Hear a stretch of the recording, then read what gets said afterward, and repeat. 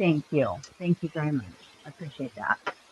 So we're talking today about the Idaho full Bryan Kohberger case. We have Mr. Bill Thompson and Judge John Judge. It seems like they teaming up, and that could actually bring up some due process violations, though. That's today's topic. What you think about that? Absolutely. I would pay so much to have just one picture of those two at a restaurant or golfing or something. I need proof that they are together because you know they are. I mean, it's very unspoken, um, Hmm. but it's very self-explanatory in the way things being handled in court. Yes. I have a big take about that. Um, I really do believe in my very personal that somehow behind closed doors, Mr. Bill Thompson and Judge Judge are working together, far as like stalling the process, utilizing legal loopholes, Hmm. language and timing Absolutely. to take advantage of the leverage that they have to slow down the process, even though while they looking and sounding like they trying to move the process forward, but they are actually the problem. Exactly. And I remember a video that I made, and I made the comment that if you gotta worry about technicalities and loopholes, you don't got a good case. And somebody actually thought I was talking about the defense, but I wasn't. I was talking about the prosecution.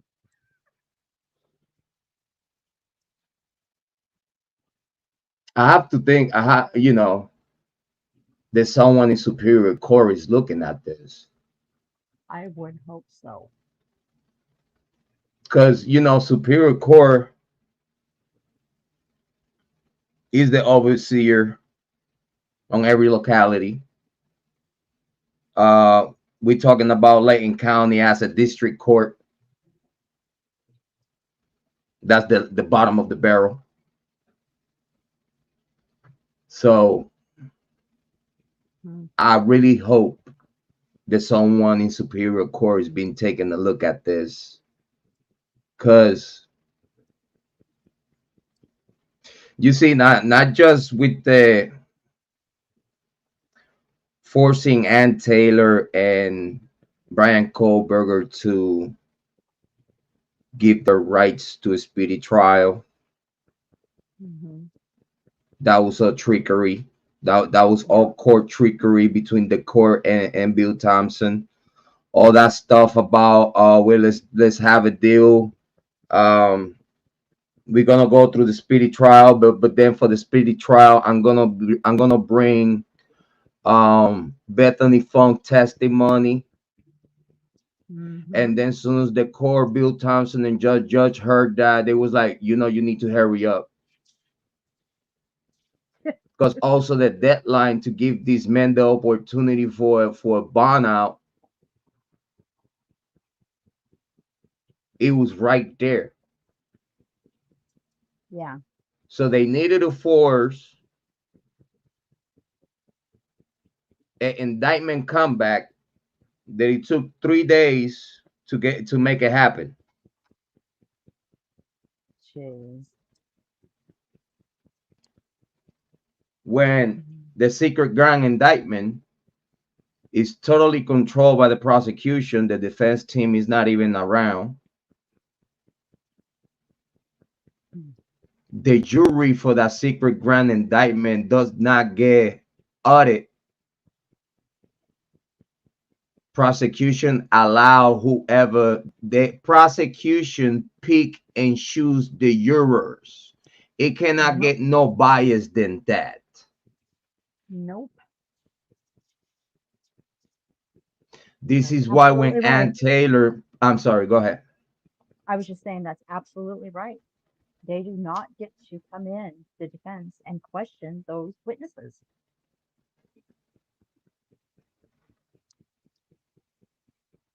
is very, very telling. When Ann Taylor put the motion to dismiss and everything got denied without even a hearing.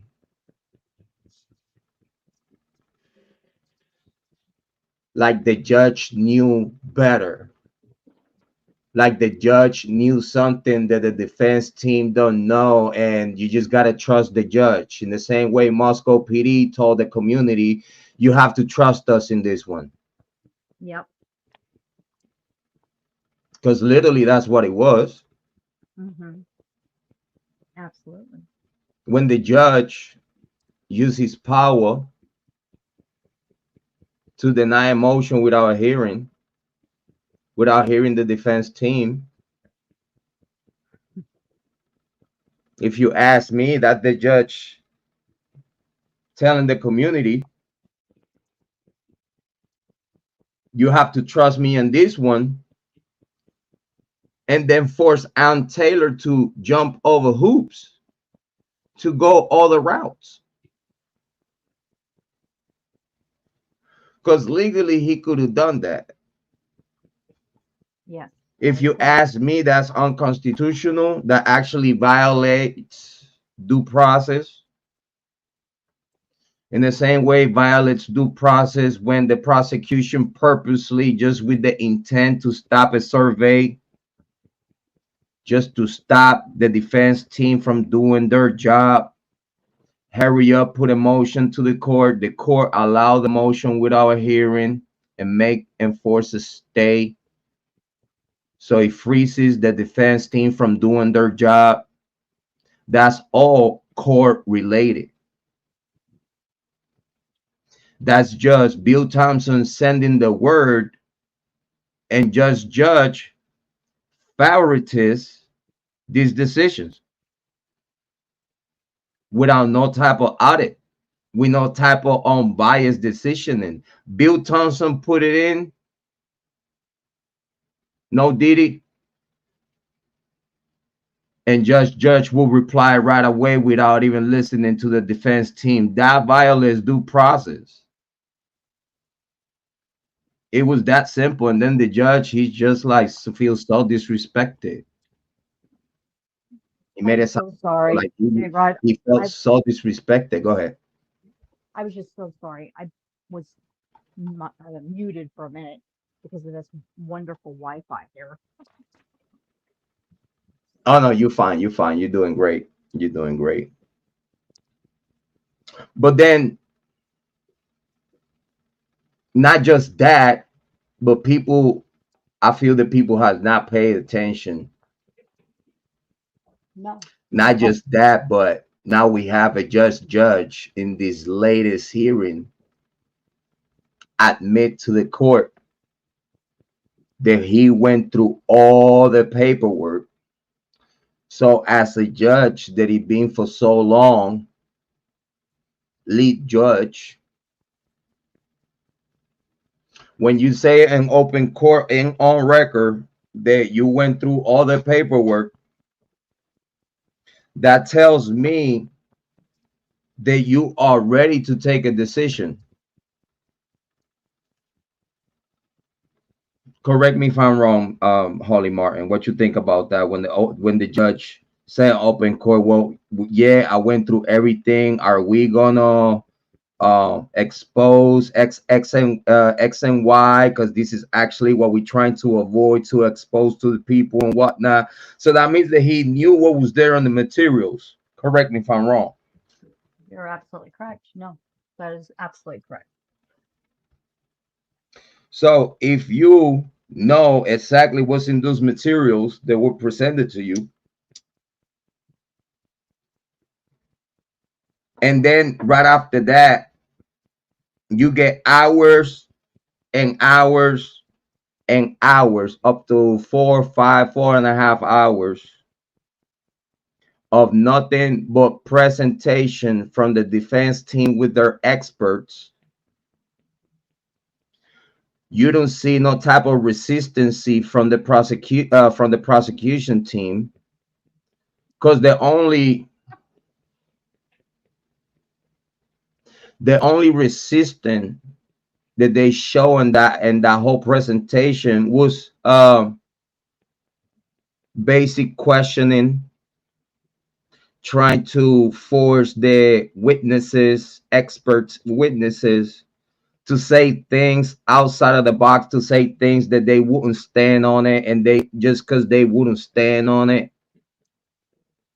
the prosecution try to make it sounds like, oh, but you're not here in court to admit this, and this, and that, or you're not here in court to help the court. Literally, that's literally what this young lady of the prosecution, Miss Haiti, Right.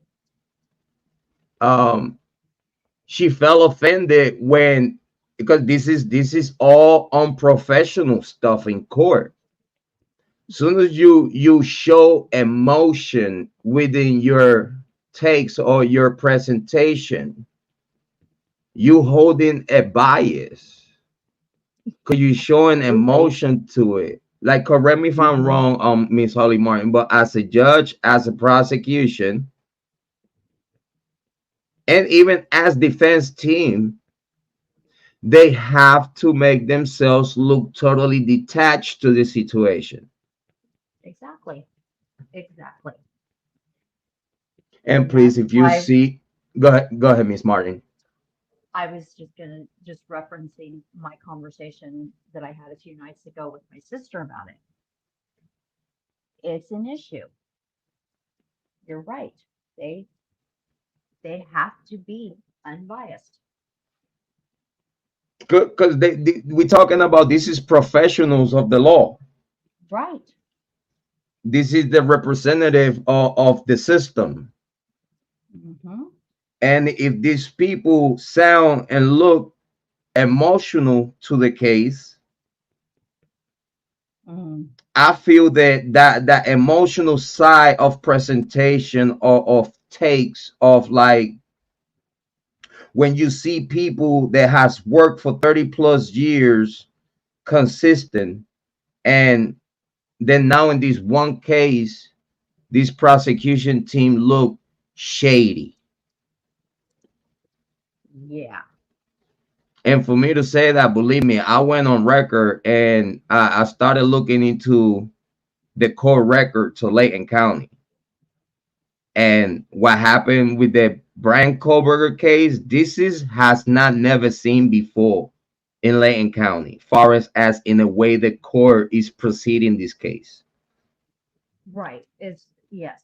Because like we've always been questioning, it never would have made it this far. Never. We've never seen this. And that's what I've been trying to get across to everybody. That it's not just the crime itself, but have you ever seen this at this level of unprofessionalism on a case? And in addition to that, though, in addition to that, I want to make sure that people, understand that we just giving our takes, and I'm to the 100% try to be as unbiased as possible. And believe me, I love to play devil's advocate. Yes. I like, yeah, yeah. I like to, you see, for me to have my takes, I have to be at the other side first. I have to see what they see. I have to Uh-huh. look for what they looking for. I have to understand their side. Mm-hmm. I have to work their side. I have to work their timeline. I have to work the story. I have to work everything that they have put out publicly, that I could look into it. It does not show at all whatsoever that this man had anything to do with that. Because the only thing that we have here is a, let me scare you, me saying what I'm saying, and Mm-hmm. hopefully I'm good enough for you to get scared and plead out, Mm-hmm. make you feel like, well, everybody believe you guilty, we believe you guilty, and hopefully you plead out, because if it goes to trial, then it's gonna be worse. So I feel that all this situation was prepped up to have this man intimidated to a certain extent, that if he don't know what he know, like, I feel that if this was someone else, not Bryan Kohberger, that he has, oh my God, this man has a master going for a PhD and come on, criminal justice, and then some criminology and some psychology. Because again, people always get it wrong. They talking about criminology, criminology. Okay, criminology could be all the ha-has you want. But criminal justice is pretty serious, because then criminal justice is more about the due process of investigation and all court procedures, and what this is show you to be a future FBI agent, officer, someone within law enforcement, someone within the DOJ. Criminal justice is allow you to understand the system and due process. And then you go with the criminology, which is all the mentality of the criminal mind. Is all good. I understand what we're talking about. But people want to use his college titles against him, like, haha, criminology. Okay, but why you don't mention the master's and PhD in criminal justice? They don't mention that. They don't want to mention that. They always mention criminal justice. They'll never want to give this man his credit, because to get to a PhD on criminal justice, you have to be elite. You are the very 1% of that class. Wow. That's the man that they chose to frame. Which this man by himself could sit there and see what they doing, and he already know where they coming from. Bryan Kohberger already know what they are doing to frame him. Don't you think that what he knows? Remember, this man was still in college. This man knows the ultimate of what's new on what they doing. These men want to have an assistantship with Pullman to teach Pullman how to do it. Damn. And people say, like, oh, Bryan Kohberger don't know, no, they don't know, he a dumbass and this and that. He might not know about court procedures, but he know what to tell Ann Taylor to be like, Ann, and the only way they gonna frame me like this is through this. This is how we got Cyree. All these people that he came in the listen, he know these people. He has researched these people. I promise you that if Ann Taylor did not know their names were brought up to her by Bryan Kohberger. This man was assistant teachers. This man has the names of the leaders of investigation process. This man knew the names of the latest technology of investigation. Yeah. This man knew everything far as cloud data, forensics cloud data. So we talking about that. I hope people understand what's coming to your screen through Jrod On Point channel.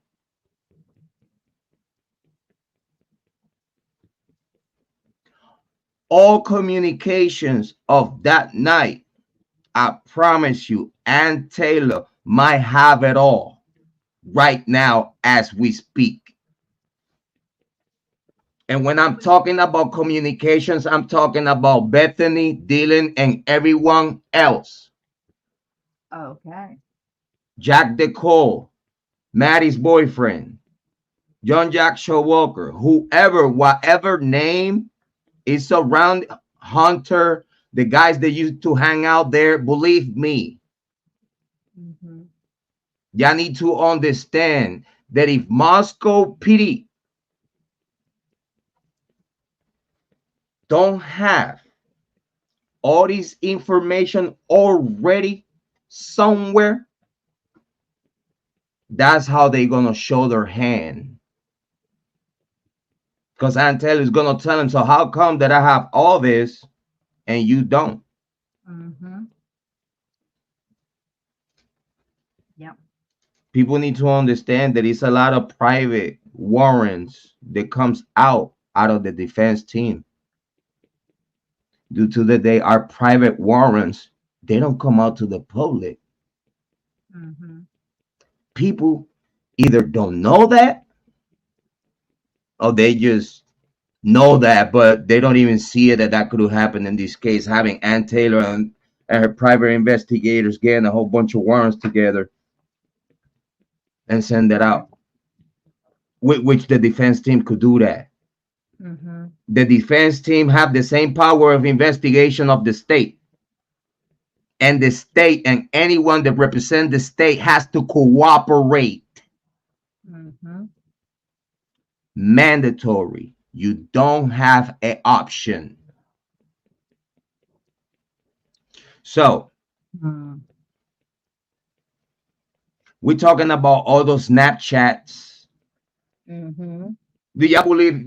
Listen, people don't know that whoever have a Snapchat, and I'm telling you, I have never had a Snapchat because I always knew from the very beginning the use of Snapchat. Yeah.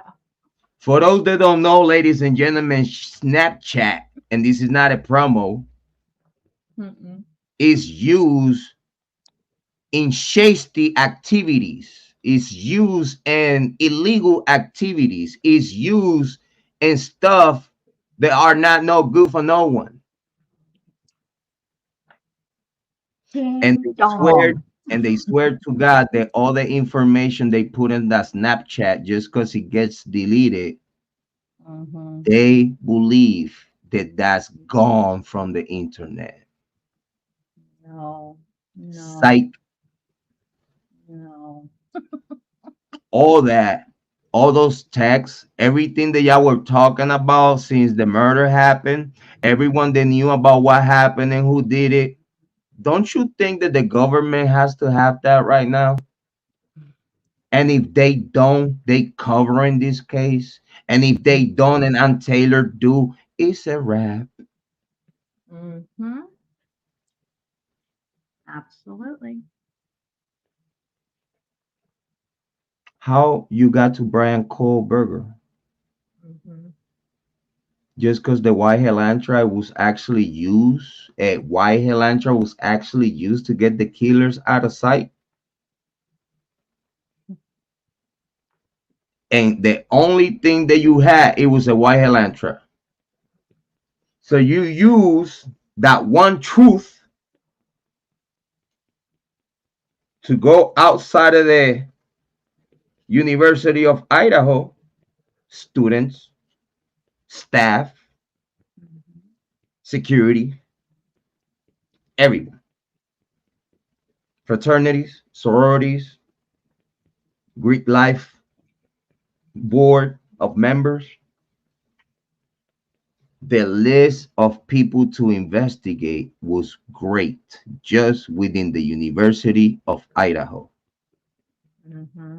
Soon as you come out of investigated the hundreds of people of the University of Idaho, then you have to expand the investigation with the results that you have, if any, to go outside of the University of Idaho. If it was no grounds and no findings, then now you extend the investigation to the locals of Moscow, Idaho. Any local that could have any type of contact with the victims. Then if you don't find no locals, then you expand your search. By then, you have good 6 months to a year of investigation. Damn. That did not occur. No, they couldn't afford to have it any other way. They had a Bryan Kohberger before Christmas break was over, Mm-hmm. just to make sure that all the students come back with their money. That's another reason that it makes me think that Bryan Kohberger could have purposely even offer himself to help the state somehow. The state was, oh yeah, you want to help me? Cool. How about you do this for me? Mm-hmm. So I have a question. With the college, do you think either way that they lost money? Can, No matter how can this you whole repeat that? Though? I'm outcome is, sorry. how no matter how the end result is, or what the end result is, will that college or will that town go under, regardless?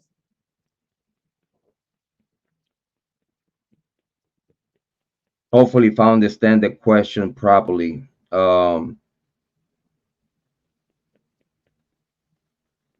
I believe that if all the parts were put together to the point that after Bryan Kohberger get let go back home,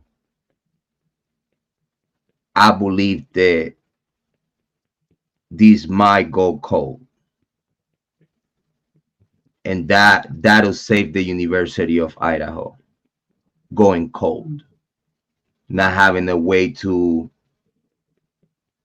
try to prosecute Bryan Kohberger again, because by the time the dismissal comes for lack of evidence, I believe that Ann Taylor gonna prove without all benefit of the doubt that Bryan Kohberger did not have no part of this. And that means that if it's truth that he ain't even crossed state lines, it's a wrap.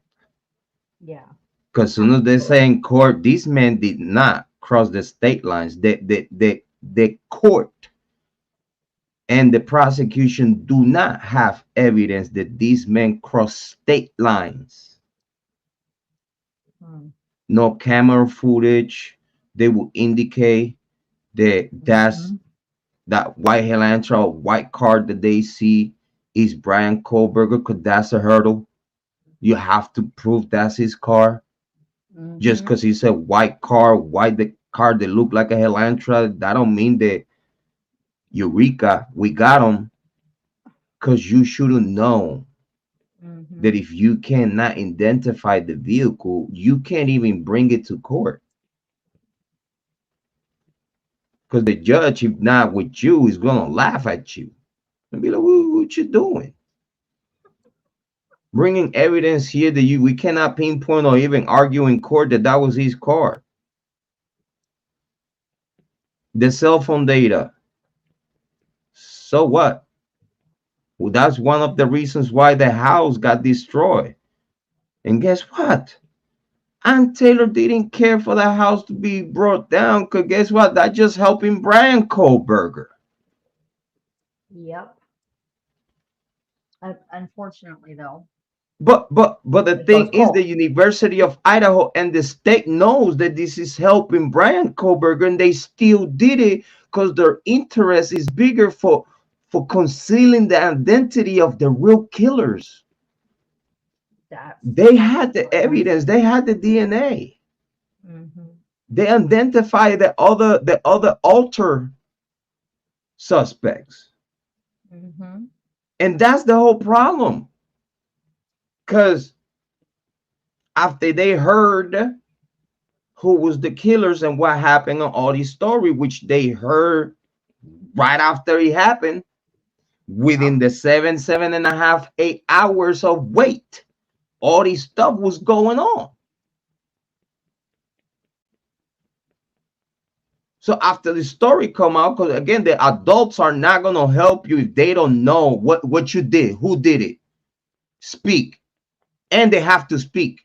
Believe me, if the students of the University of Idaho did not spoke to Moscow and they all ran away, believe me, they did spoke to Scott Green. Oh, yeah. They spoke Oh, to man. Scott Green. They told Scott Green exactly what happened, when it happened, who did it, the reasons why. Because he's the only reason that he could put the resources in place, the plan in place. And he's knowing exactly what happened. You cannot fabricate a case out of a imagination. You actually have to use facts to fabricate. And I repeat, if you don't use facts to fabricate around it, within your fabrication, you could expose the truth. Because again, if you don't know the truth while you fabricating, you will expose the truth. Dirtos. Yep. Wow. And people don't understand that. Like it's like they live in a bubble. This is 2024. Mm-hmm. I have lived for 47 years. Y'all think that this is something? Do y'all really think that the Idaho 4 and Bryan Kohberger case is like the biggest crime ever or the biggest thing that ever happened? So obviously you do not live in United States of America for you to think like that. That's first. Bars. Because if you have lived in United States of America within the past 20 years, you already know how much atrocity has happened in our nation. Within school shootouts, we had one last night. No, that's like it was yesterday morning, I believe. Yeah. Yesterday morning. Yep.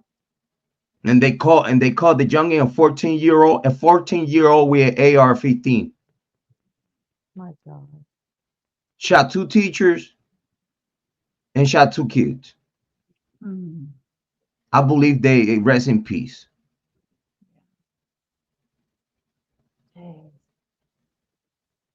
So all these people that goes crazy with this Idaho for Bryan Kohberger case, like this is unbelievable. Like it's unbelievable that the state will fabricate a case on someone to save the state money. They really act like the state is not gonna commit a crime that we know for a fact they could get away with it because they are the ones in control of the everything. Yep.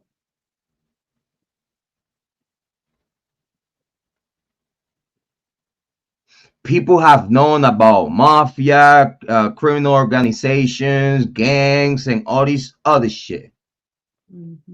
And you gonna tell me that the same mentality is not gonna apply to the government?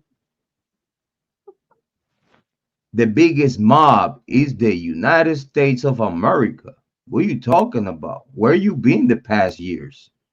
Yeah. They run this show around the world. People say like, no, it's all I don't want to mention nations. It's all the nations that rule United States. Psych. If other nations rule United States, why when bombs fall down, the first one to come in to fix the problem, United States of America? We fight y'all fights. So the big we the big bullies around the world.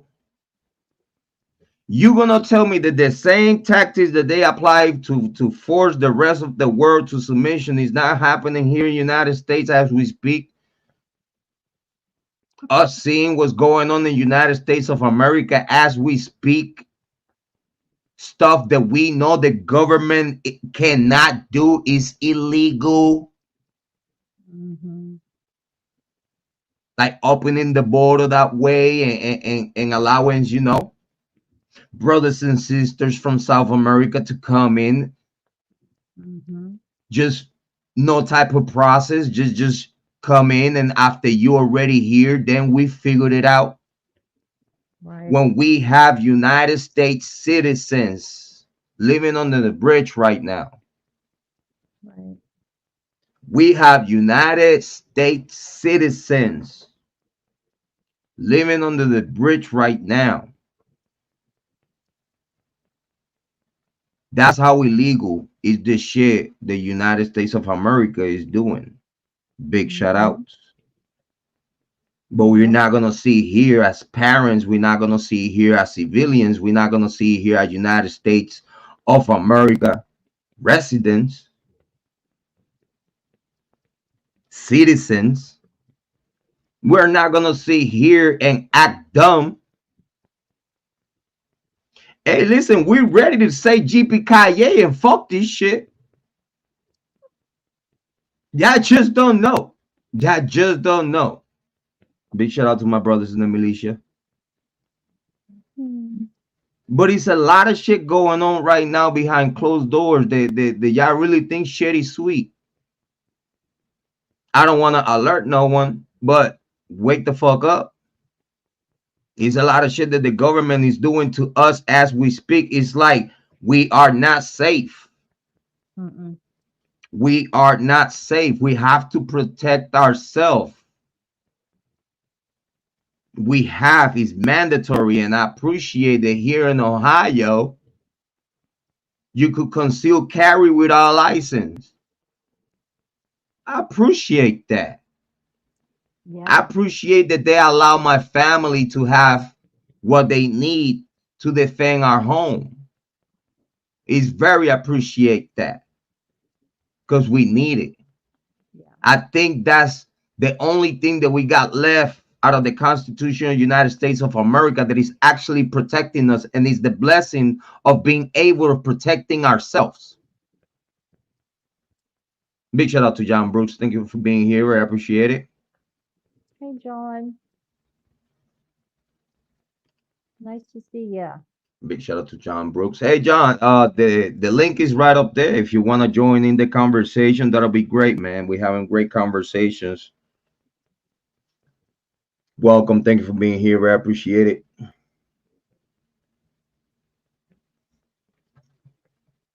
But right now, we could see United States of America. We could see our neighborhoods. We could see even in the countryside of things.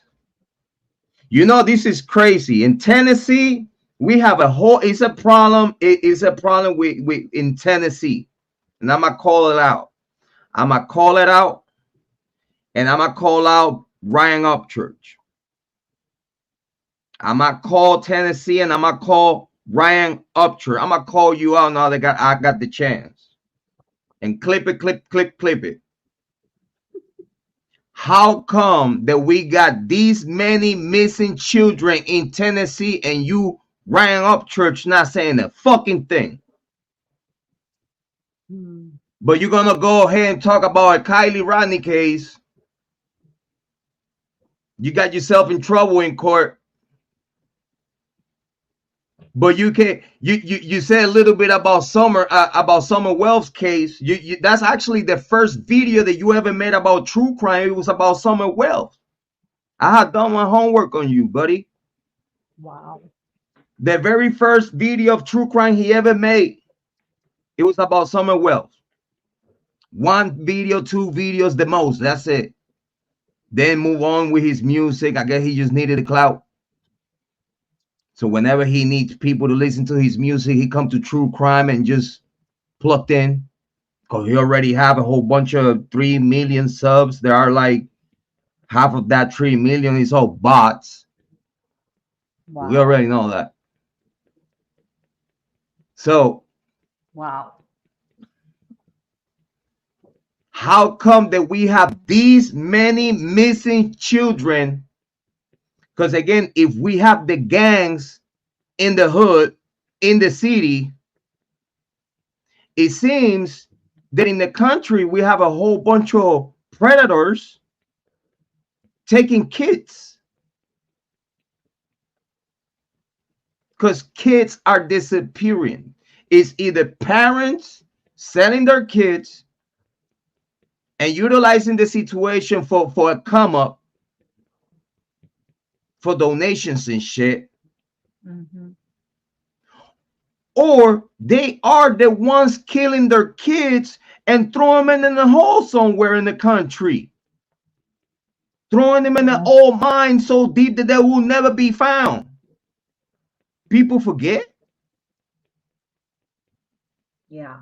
Why people There was don't a talk about this? lot of kids. There was a Why, lot why, of why kids people gone not talking missing. about this? About all these people that if they get tired of taking care of their kids, the first thing they do is like, well, what about if I call him, I kill him, I throw him away, I call him missing, he'll never show up, he always be missing, and I get all money of donations and all the pity from the people, and oh my god, the best parent in the world. Fuck out of here. Mm-mm. Mm-mm. Because that's exactly what's going on right now. Yeah. We either having parents killing their kids and making them missing Mm-hmm. for the lure of just trying to get away with murder on the psycho shit, knowing they're gonna get money, the pity of the people, probably famous on Facebook and YouTube. Make a page dedicated about your son or your daughter on YouTube. Then after that happened, you become a content creator on YouTube. Now you're talking about your kid case and stuff like that. When you could be the killer of your kid. Mm. I know right now a parent, his son is missing, Sebastian Rogers. Yeah, I said that. Mm-hmm.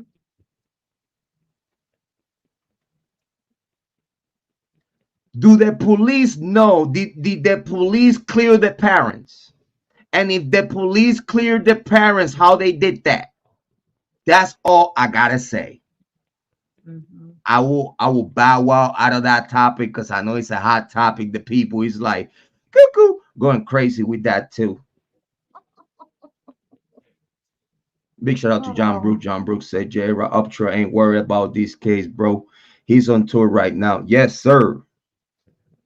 Yes, sir. really? Mm. You know, we know. The guy is doing great. Listen, the guy don't need true crime. That's my whole thing. What the fuck you doing here? If you don't need true Right? crime, if you're not dedicated to true crime, why you even come here out of nowhere? Oh, because I could say what I want. Yes, you can, but you're still gonna look stupid.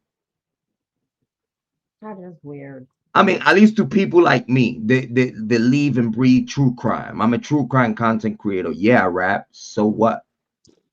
I'm good at that too. I'm good at a lot of things, but I'm a true crime content creator first, and then everything else that you see on all the other channels that coming soon is gonna be new content on all the other channels. Stay tuned and watch out for that. Yes. If you find Mm.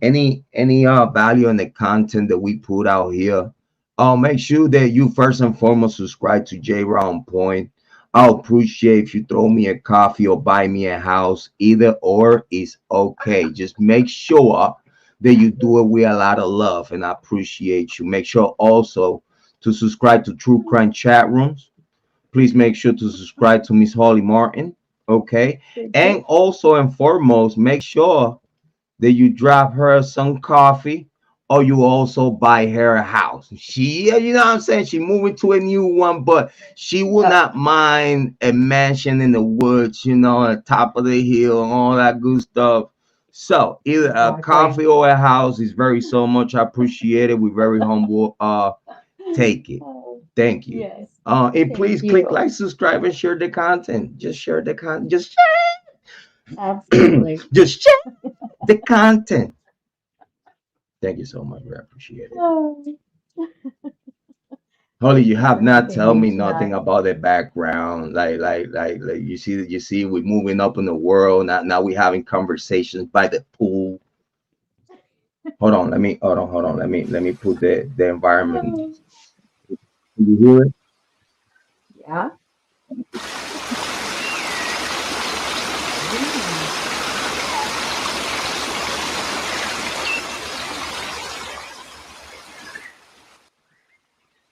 That's Oh, super that's relaxing right awesome. there.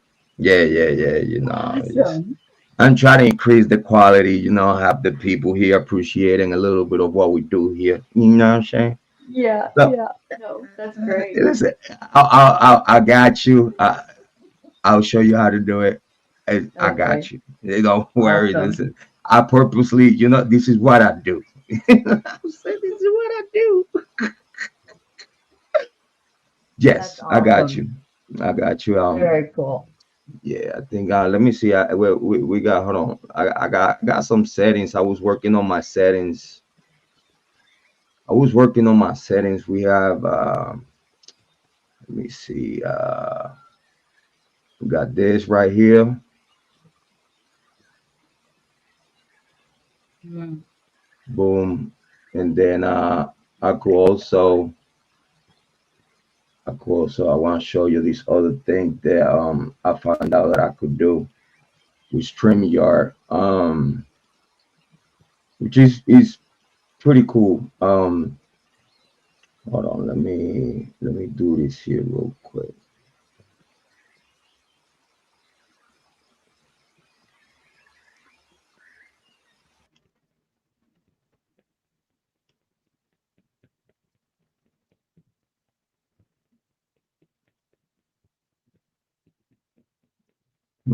Let me see how I did it last time.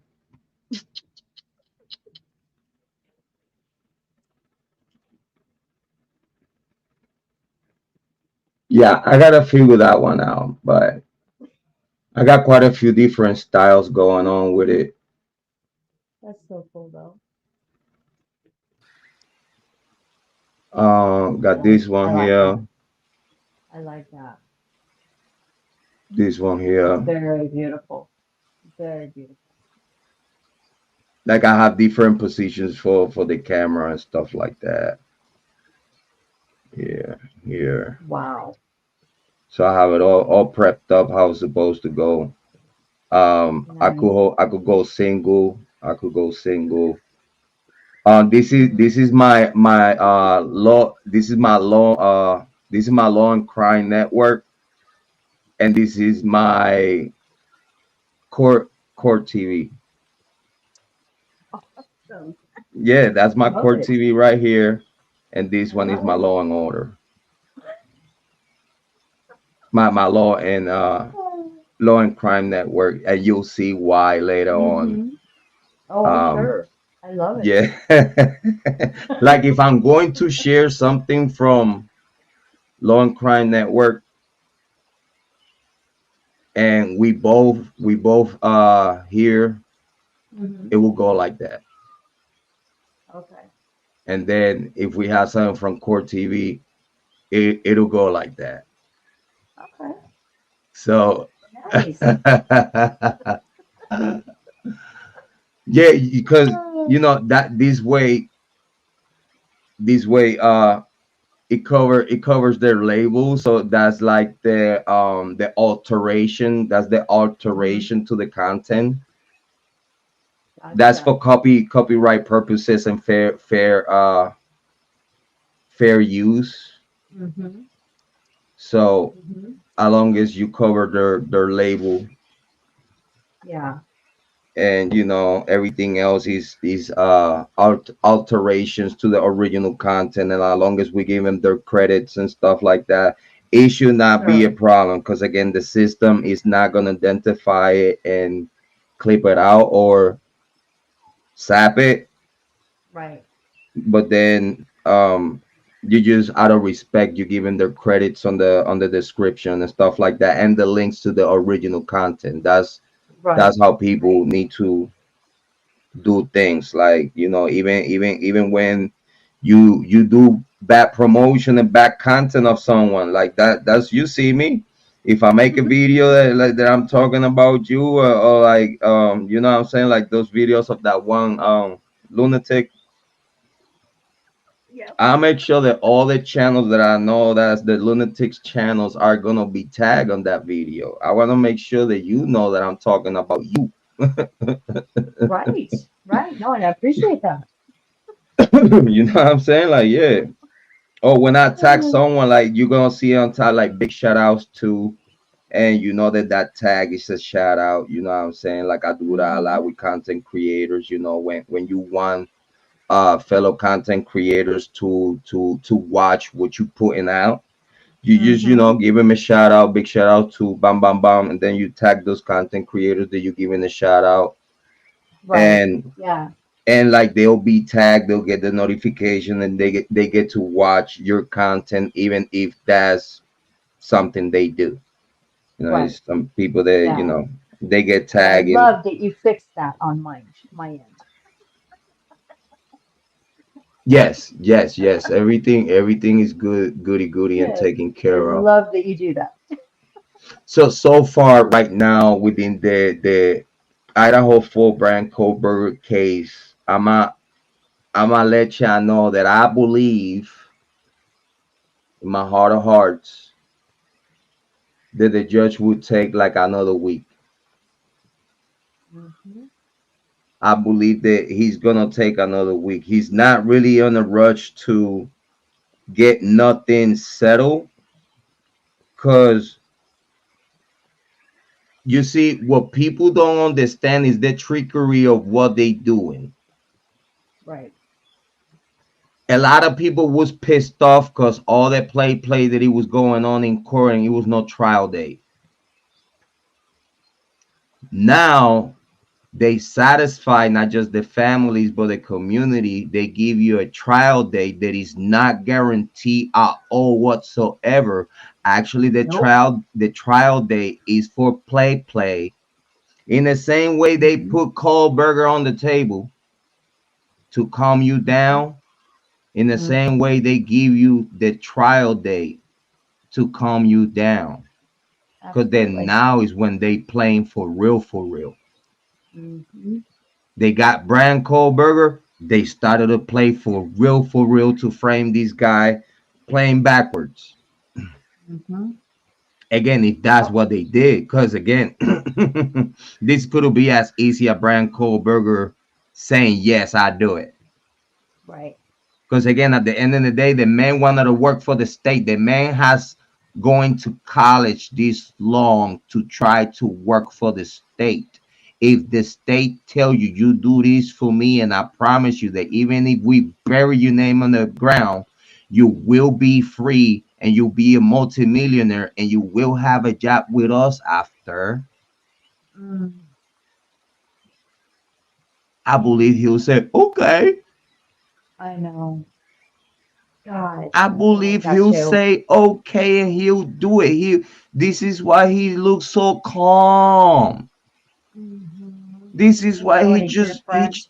he just there. He just there. Do Mm-hmm. y'all read body language? Mm-hmm.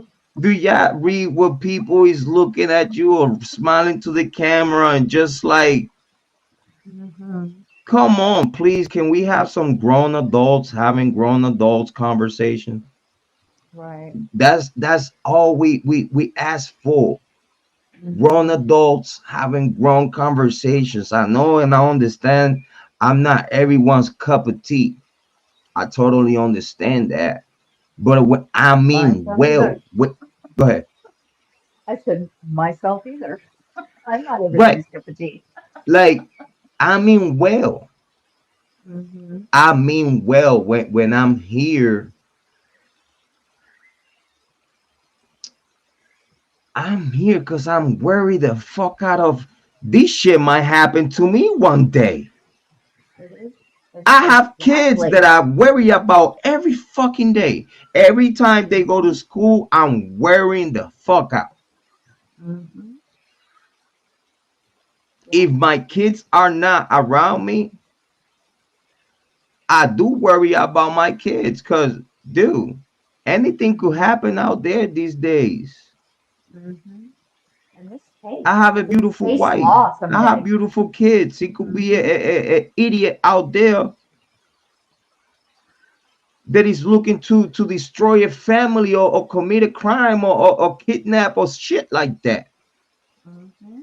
I think about shit like this almost every day because I care and I concern. Mm-hmm. So I believe the only thing that I have left is trying to utilize the biggest platform of content to see if somehow, knock knock, who is it? Mm-hmm. To see if it's someone out there that it has common sense like me.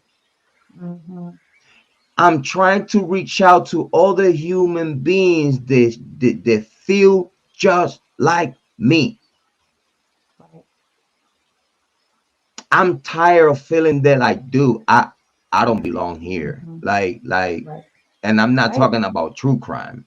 I'm talking Right. about, dude, what the fuck, what the fuck who brought me here? Mom, dad, what the fuck y'all was thinking? We need to have a talk. I don't regret not a thing because my life is beautiful. Oh, yeah. But you know what I mean? Yes, I do. Oh my Big shout out God. to Rockshot. Thank you for being here. I appreciate it. Big shout out to Hey, Rockshot. Rockshot. Let me see what we got here. John Brooks said Jrod Upchurch came to their crime because he had nothing else going on. Now he's fighting with Adam Calhoun and all the singers. Yeah, you see all that music that they put out? Yeah, I know. But big shout out to Ryan Upchurch. He's just throwing a little salt in the wound though. Cause I would like to know how come there is so many missing children in Tennessee, Nashville, Tennessee, and all the other. Is so many missing children in Tennessee. What the fuck is going on with the countryside? What the heck is going on with the countryside? Because if we have the gangs in the city, we have a whole bunch of perpetrators in the country taking children or parents killing their children and making them disappear. We need to start talking about this because people don't understand if us parents don't talk about and let these motherfuckers know out there like, dude, we know that you as a parent, you are capable to look at the Madeline Soto case. Look at the Madeline Soto. Who tells me that come on, man. That little girl's mom knew what the heck was going on. And that's unfortunate. She should be locked up right with that man in prison in jail. Him and her. Cause the mom, she ain't no better than the guy that killed her daughter. Cause guess what? She enabled all that shit. And I blame her for her daughter's death. Cause guess what? Soon as you knew that man's intentions with your daughter, you needed to fucking kick him the fuck out and lock him the fuck up. But no, you feel lonely. You probably financially need a man to do for you. And you use your daughter to keep a man around you. People think that this shit, like, we don't see this shit. It's not the first time that a case like this come out. And we see mothers and fathers like that one guy in Ohio that assassinated his 3 boys. I'm glad that man plead guilty. And I never spoke. It's cases that I don't talk about because listen, are so self-explanatory and so horrendous that if you ask me, I don't want to enter in details within those cases. I don't. I don't. Because they are so gross. The topic is so gross. Like every time I see a Madeline Soto coverage, it's disgusting how these people had the heart to even. Big shout out to Miss Hollie Martin. Uh,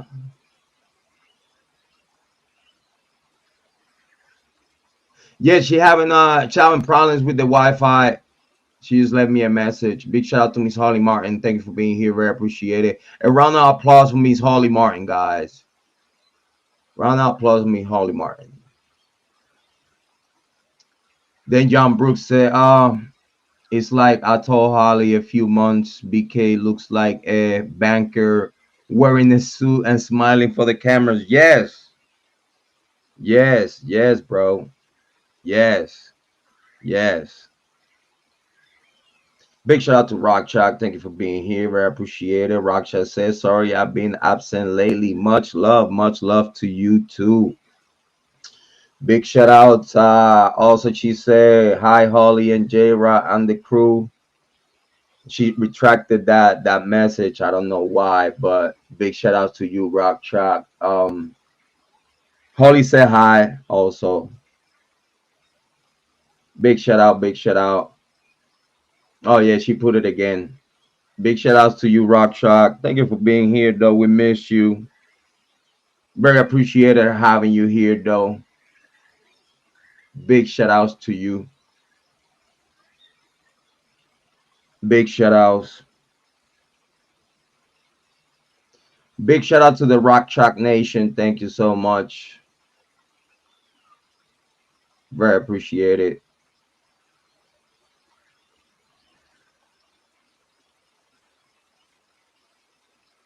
It probably is gonna be a couple of people that won't be able to speak on chat because I put it for 24 hours. Like in reality, guys, ladies and gents, I'm gonna let y'all know, and I love you and I thank you so much when y'all subscribe, and I mean it out of the bottom of my heart. But I really don't want people here that comes here that they subscribe to just enter the chat and kick it, and then as soon as the live stream is gone, they unsubscribe. So like I seen that happening, I really don't want those people here. Anyone that unsubscribe, I wish you well, and listen, good luck though. I appreciate you. Big shout outs.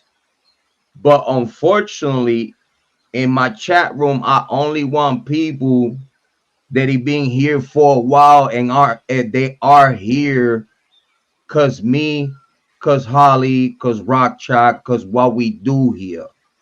Cause Pickman Holding, cause Lana, Harsh Reality, Sleuty Goose, people that we appreciate.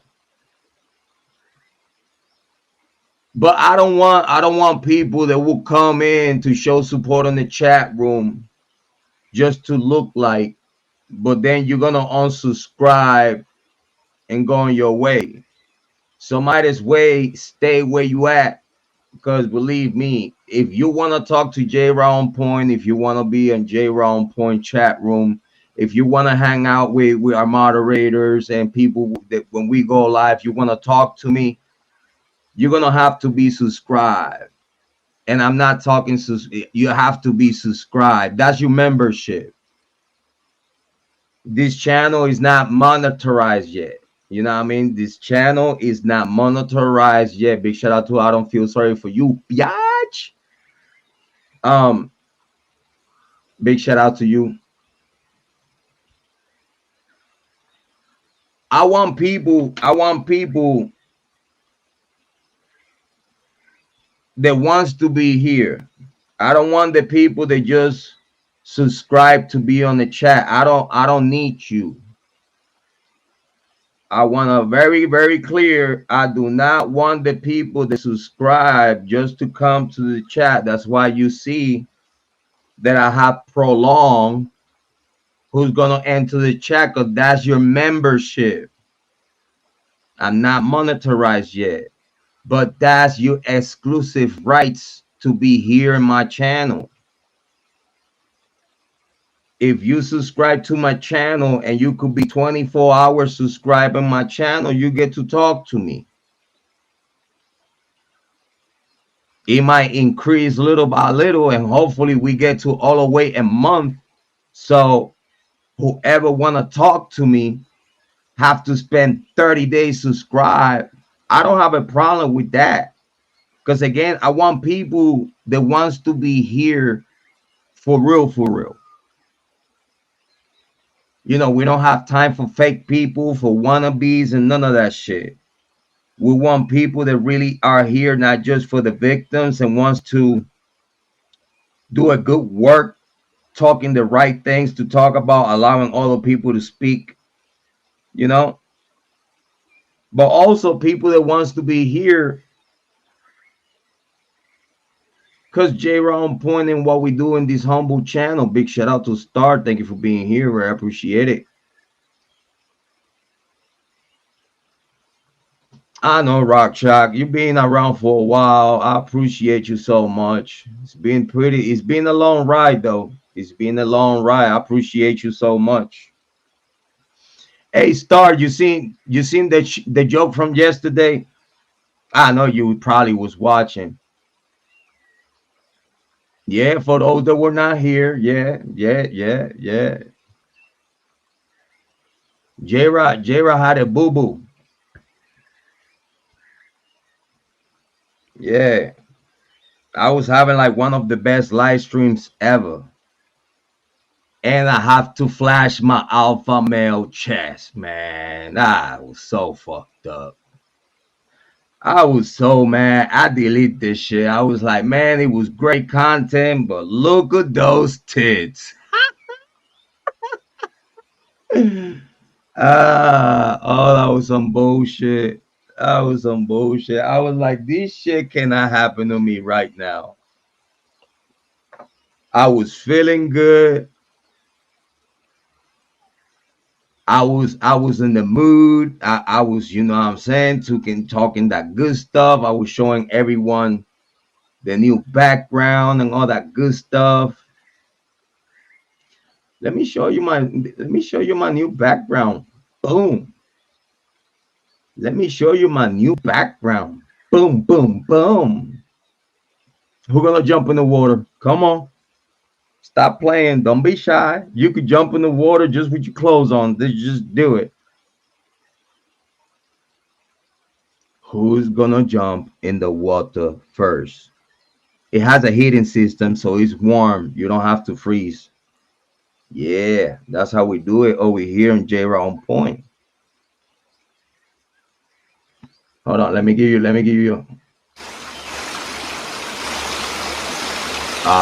there, right there.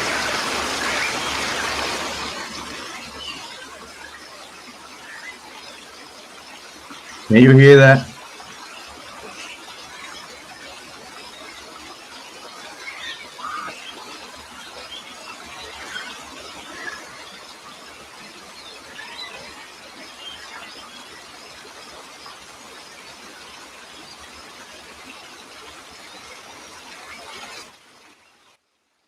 That's too loud. It wasn't soothing no more. It was hurting my ears.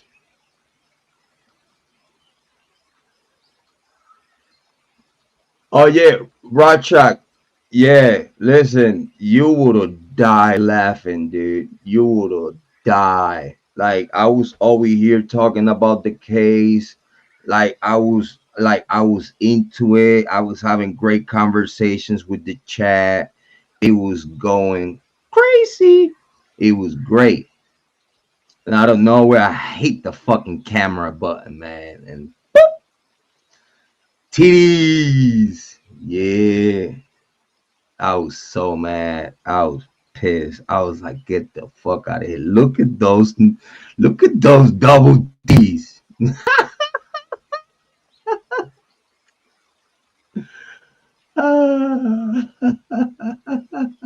Start saying, no, only skinny dipping.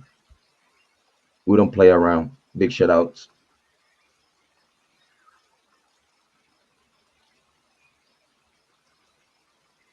Rock just said, hold on, let me take my phone out the pocket. I'm jumping first. Big shout out, big shout out. So I decided to do something like this. You know what I mean? She said she's kidding. Big shout out to Joanne from Utah. Big shout out, big shout out, big shout out, big shout out. Johan, what you think about what's going on? You see the topic, Bill Thompson and Judge teaming up. Due process violation must being called out.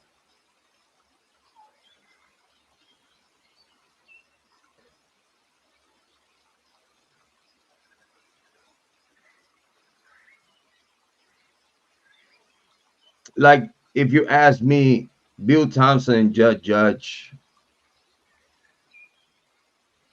been playing around since the very beginning of this case. Like they jumping, they bouncing off each other. They teaming up. He's like he's sandbagging. He try to make it look like he ain't, but he is, and that's a problem. Cause then he's showing that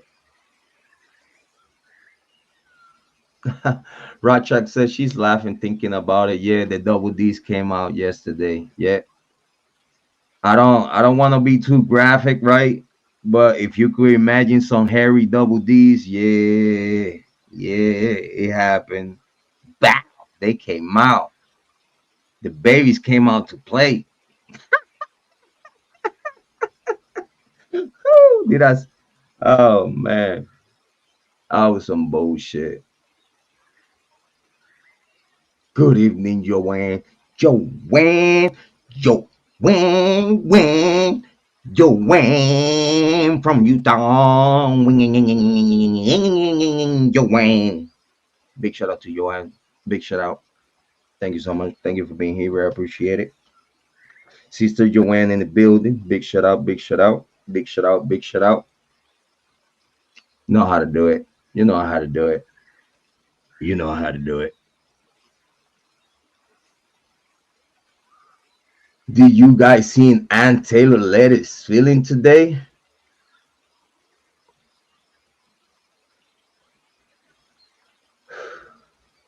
Nope.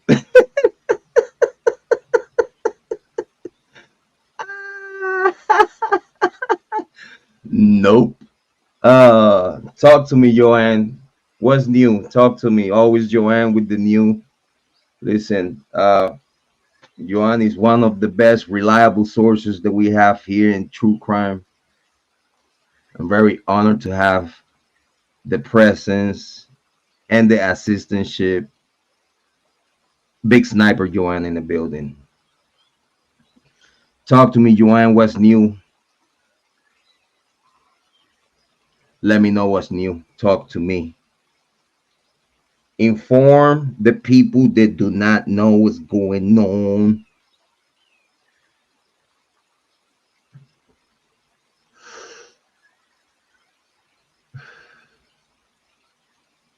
Star said she was kidding. Joanne said, good see to Rock Chalk Nation. Joanne, it's always great to have you here.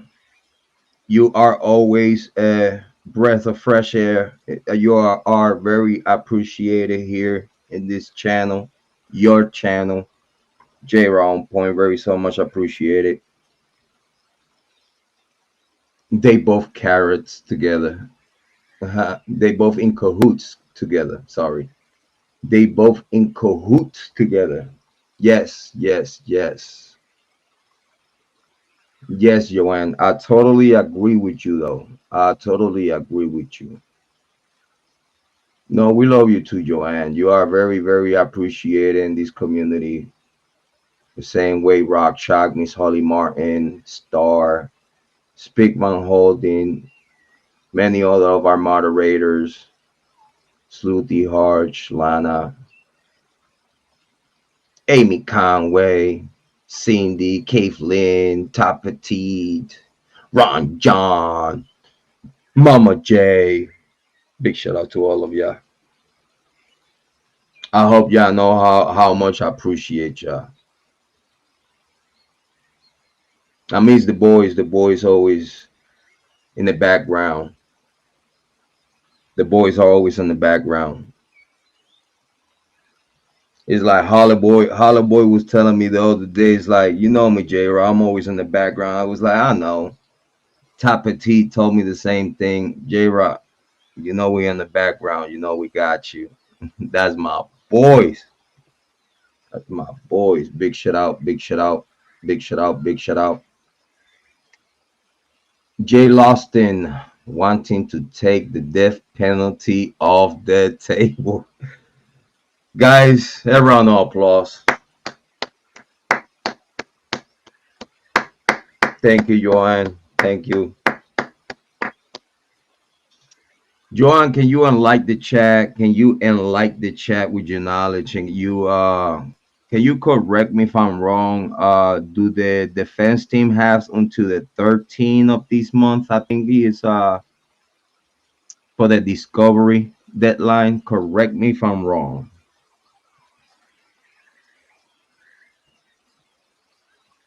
Rock Chalk in the building. Big shout out. Defense wanting death penalty taken off the table because defense cannot put together a capital case in 10 months. Boom, boom, boom. And Joanne say yes, I believe he's the 13.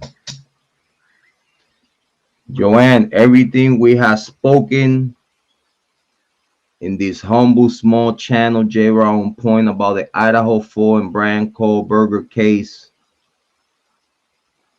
Everything we have spoke since day one about the Idaho 4 case, everything is coming into fruition. Everything we have spoke.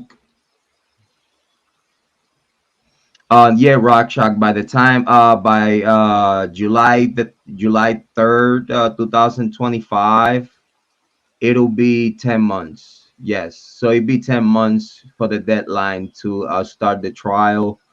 And this is why I was telling Hollie Martin today. And also, big shout out to Speakbound Holding. Speakbound Holding is on his way to Cincinnati, Ohio. The brother's gonna be quite a few hours away from me, but it's closer. He's handling business over here in Ohio. Big shout out to Speakbound Holding, my brother from another mother. Handling business here in Ohio. Big shout outs to him. We just spoke on the phone a little bit ago. Big shout out to my brother, Speakbound Holding. We love you too. We love you too. We love you too, Joanne. Thank you, Star. I appreciate you so much. Also feeling it's like 32 pages long. Oh, I know someone that is got to be having some fun right now looking to this amazing feeling. Big shout out to Mex. Big shout out to Mex. Mex is in the building. Hey. Big shout out to Mex. Thank you for being here. Very so much appreciated. Joanne, did Lana went live already with it? If she went live with it, I have to watch that. Big shout out to Lana.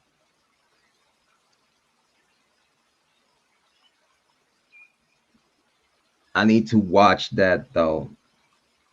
Yeah. Cause remember, after the defense teams get the full discovery, whatever they give the defense team by September 13, if it's nothing else with relevance, and whatever they already have is what it is. Y'all need to understand this is not gonna go to trial. Listen, they already try to get the death penalty off the table as we speak. Big shout out to Joanne with the information. I have to look into that. I'm gonna wait for Lana. Let me know. Let me know if Lana went live with it. Yes, she went live with it. I gotta go and take a look. Big shout out to Lana. Gotta go and take a look at that.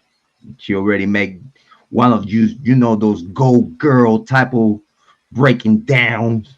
Big shout out to Lana. Lana's amazing breaking out paperwork, and she's very entertaining. So that's a double threat right there. Big shout out to Lana. Yeah, I gotta take a look at that. You know me, I'm nosy. What I don't know, I like to know it. Godspeed too. uh,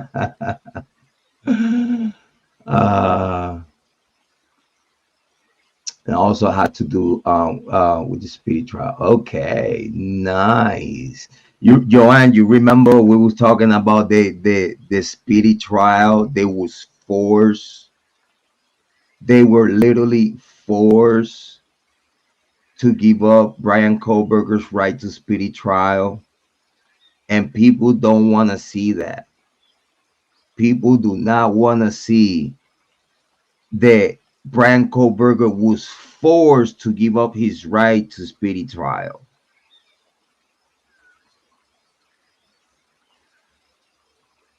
They indict this man right before his defense team is about to talk to Bethany Funk,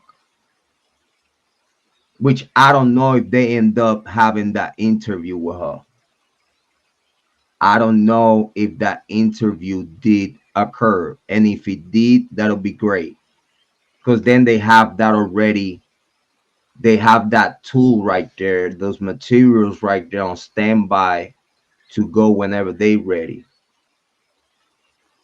But people don't understand. Thank you, Joanne. I appreciate you. People don't understand this since the very beginning of the Idaho 4 case. We've been calling out the bullshit. And you don't have no idea how happy I was when Lana went at it and understood that Bryan Kohberger was not the man. I was so happy. When I see Harsh Reality, when I see Sleuty Goose, credible content creators speaking out in an unbiased way to give the community the opportunity to understand when the powers to be as the state are utilizing legacy media and big content creators to to feed, to force fed people information that is not accurate, just for the purposes of whatever is behind it, which it makes it so much darker, because then now we have in the state lying to the community for the purposes of getting away with a crime. That's a crime by itself. Just covering, making believe a case, making believe a case. Because this is what we're talking about. We're talking about they treating grown adults like kids. And then the grown adults, like, they don't think that another grown adult's gonna try to treat you like a kid. You don't even see it coming. But they've been treating you like a children all along, like you stupid. And they catch you slipping just because you're not expecting another grown adult like you playing you the fuck out.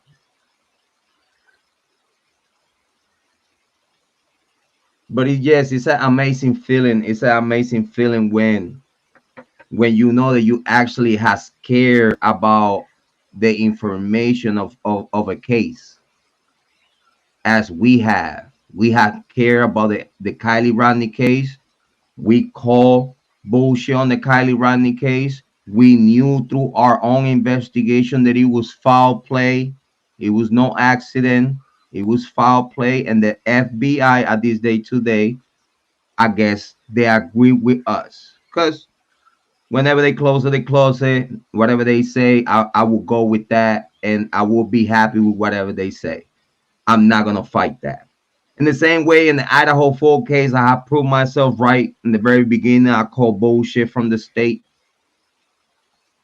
lying to people, covering the real killers, playing with people's emotions, lying to the people. Like, yeah, we have a killer. No, you know, you don't. You probably have somebody that actually agree with you to play everyone else, to play the community, because that's as far as the reach that the state has. Money is the rule of all evil. And when you have to protect the money,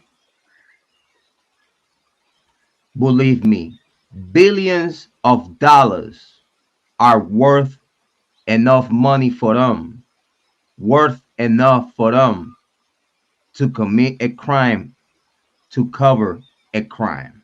They'll do that. Believe me, they'll do that. In the same way in the Karen Reed case that you see the court working with the state, working with the cops to frame this young lady. They know they could have dismissed this case and they still want to keep playing with their foot in court. Now we seen the court that is supposed to be the most unbiased and protecting our rights. Now we seen the court trapping people with legal loopholes, with legal tactics that they know that they could do, that they could use to balance the scale. Big shout out to Rock Chalk. Yeah, it's gonna be 10 months by the time. Yeah, it's been almost 2 years. You're right. And by the time trial day, it'll be 10 months. Yes, you're right. Yes. Big shout out to Joanne. Big shout out to Megan. Megan in the building. Megan in the building. Hey, the link is on top. Anyone, Rock Chalk, Joanne, Megs, anyone want to come up and have a conversation about the case or want to talk about whatever you want to talk about, you're more than welcome. If Rock Chalk want to come and give us an update on the case that she's working on, we appreciate that. Big shout out, big shout out, big shout out.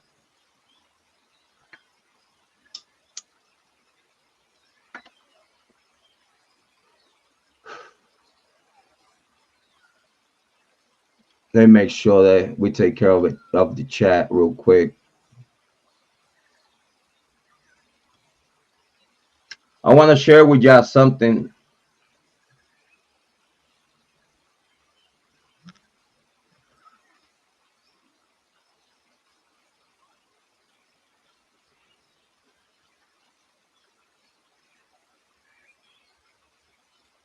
I want to share with y'all something.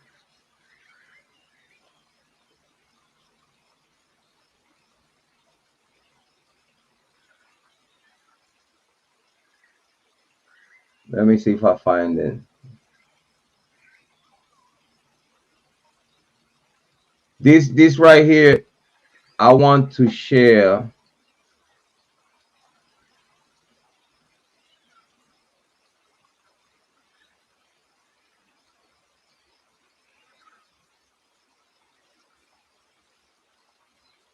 Because this right here, right?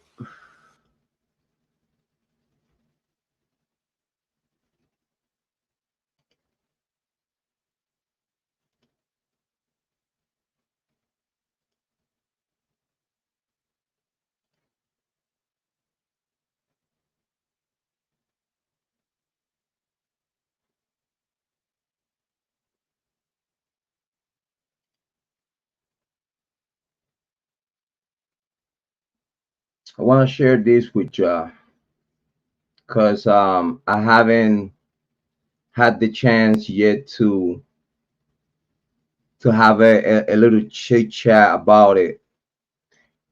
Big shout out to Brenda Lee, Brenda Lee, Lily.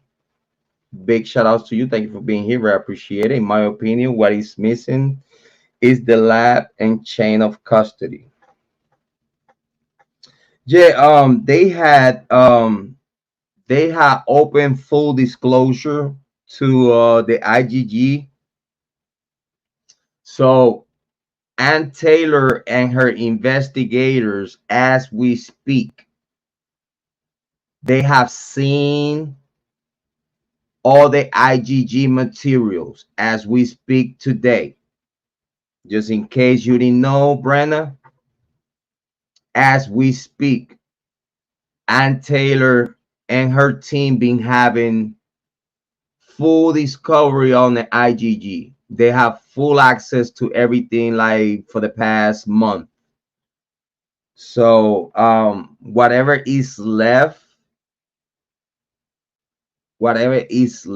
it has to be far as the investigation, those materials, the tips, because it was tips that the prosecution did not want to give to Ann Taylor, because then Ann Taylor will ask the prosecution if Moscow PD clear that tip. And I'm talking about my tip, because my tip had to do with the same people they cleared. So then now Moscow PD has to show Ann Taylor what type of investigative technique they utilize to clear the inner circle, talking about family members, friends, lovers, haters, roommates, neighbors, class members, fraternity, sororities. It's a big major group of people to clear in that shorter time. It was too much people to clear. In the same way the IGG results got to Pennsylvania in record time, which we all know that's a lie. It's just a make believe. In the same way they have done everything else. It just a make believe. Until it have talked about all the feelings in this edited footage. Yes.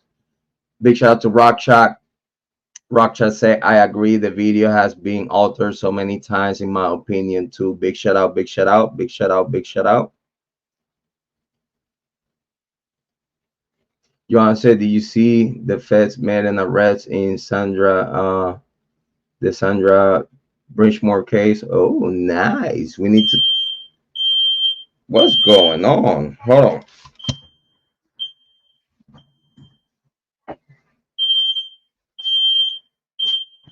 One second.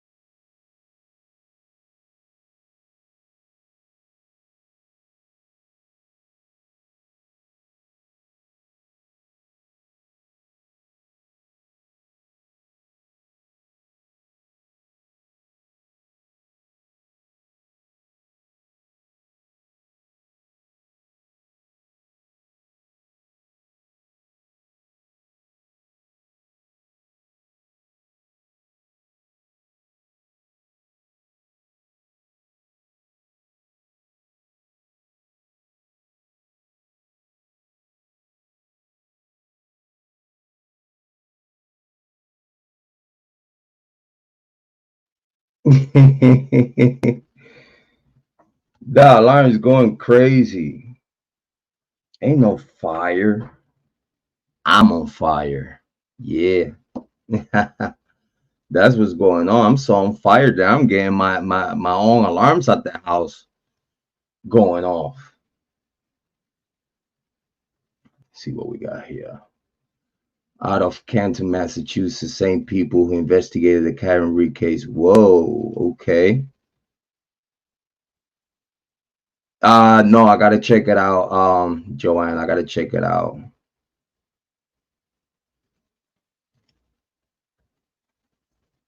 Police officer was arrested last week by the feds for killing.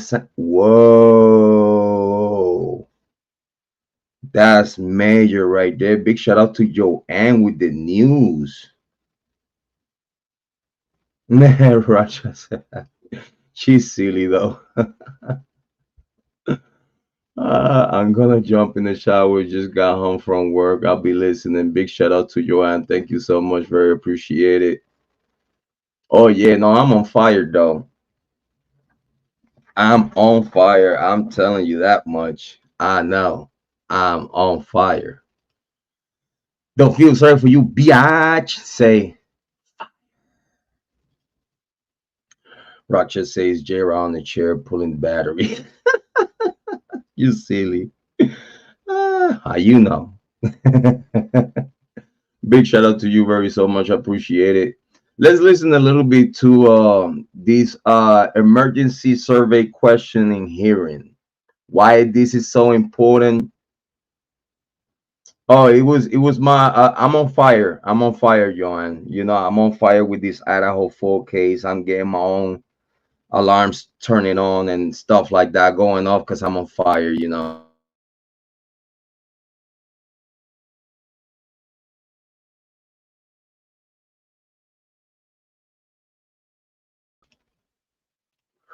Brenda's let me see. Brenda said, so do think if Kohberger is innocent, would they close the case or go after the real killers? Well, we have spoke about it here, though. We believe that it's not convenient for the University of Idaho at this point. If it was not convenient for the University of Idaho to expose the killers after they knew who they were, because again, they cannot fabricate without knowing the truth. In my opinion, if it was not convenient for them to allow the world to know that the killers were within, that the killers were students of the University of Idaho, that the students were very close to the victims, it's not going to be good for them to, after they created up this circus of Bryan Kohberger and let these men go home, it's not convenient for them to bring the killers out,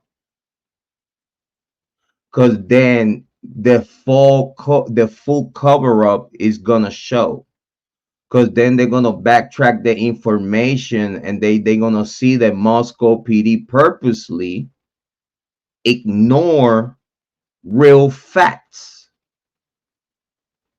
They ignore real facts and try to look for an alternative. That's what happened here. Instead of them focusing on the truth and look good.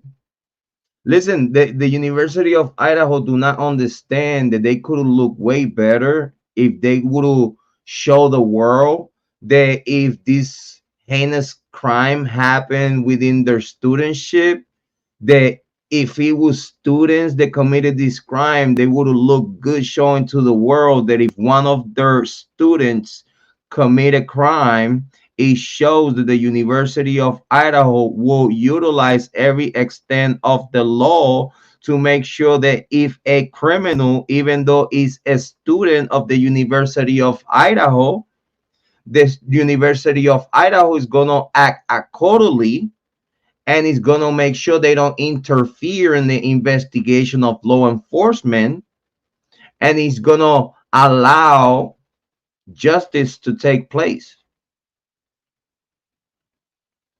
They didn't want to do the normal human route, because then it would be a lot of backlash about like, well, but you said that you only pick and choose the top of the line of studentship. You said that all you students are the very top elite of education. Sororities, fraternities, they are all about brotherhood and sisterhood. And this is the same motherfuckers that kill the victims, the ones that are calling themselves brothers and sisters. So you're gonna tell me that if a sorority female like Dylan Mortensen had anything to do with this crime, the same lady or the same young lady that he was calling the victims sisters, it could be the same person that allowed and enabled and probably participated on the killing. In the same way, people, they could tell Kiely and Maddie one day that the major word "I love you." It could be the same killers, the ones that told them "I love you" one day. It was the same people that took their life. We have seen this before. This is not a unique case. We have seen these cases before. Someone in love with you can have you an ex or whatnot. Going with the knife route, going with the machete route, going with the most painful way to show that you hurt.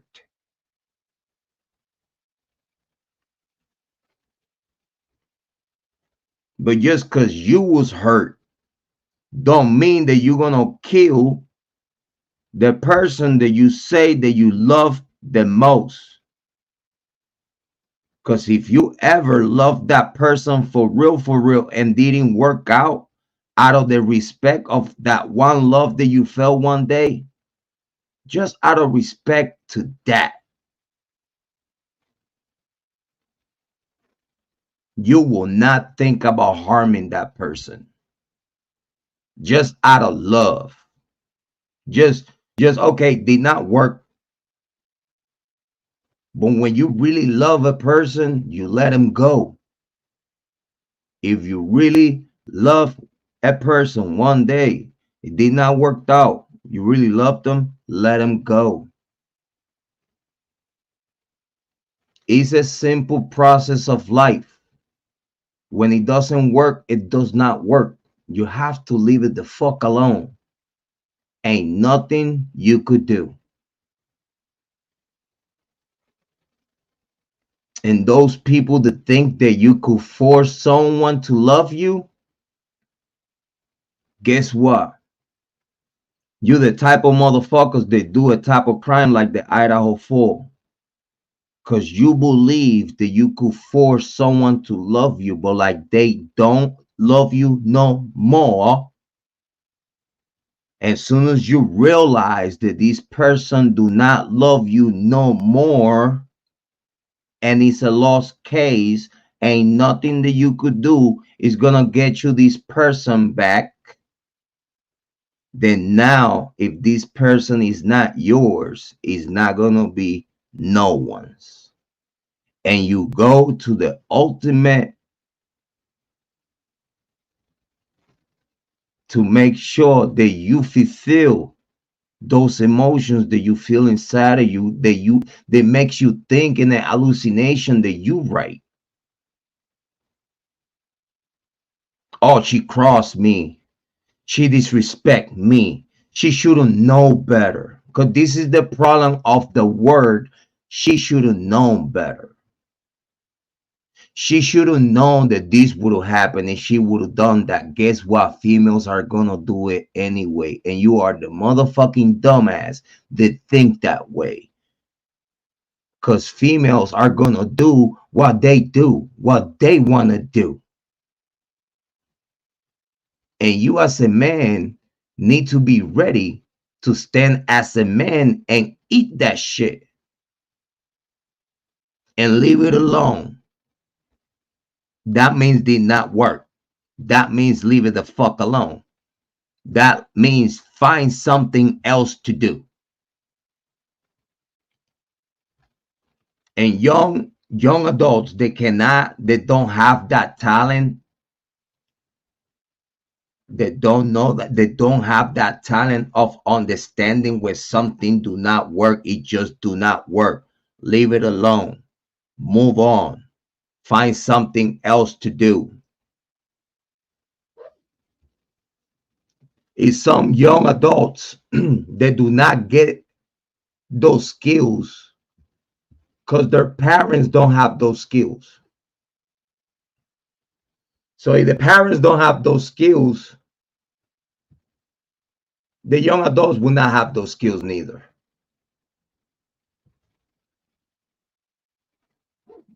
And 9 times out of 10, this comes out of preppy young adults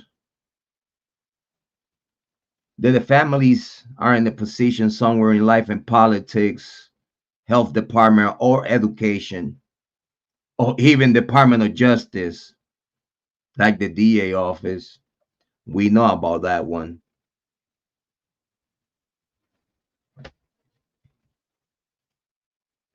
Yeah, I know, Johan. That was a sign, though. I'm on fire. I'm right on. I know. Thank you, though. Big shout out to Rock Chalk. She said, I have an alarm like that, just go off at different times and no smoke. Yeah. They possess, though. They possess. That's all I gotta say about that. That's like a possessed cam that shows titties out of nowhere. Yeah.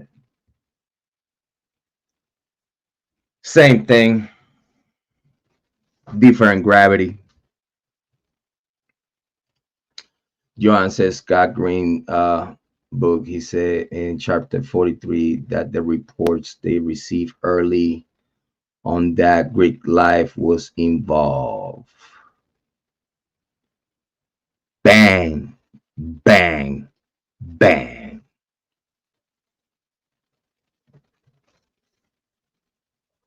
He cannot deny it. He cannot deny it.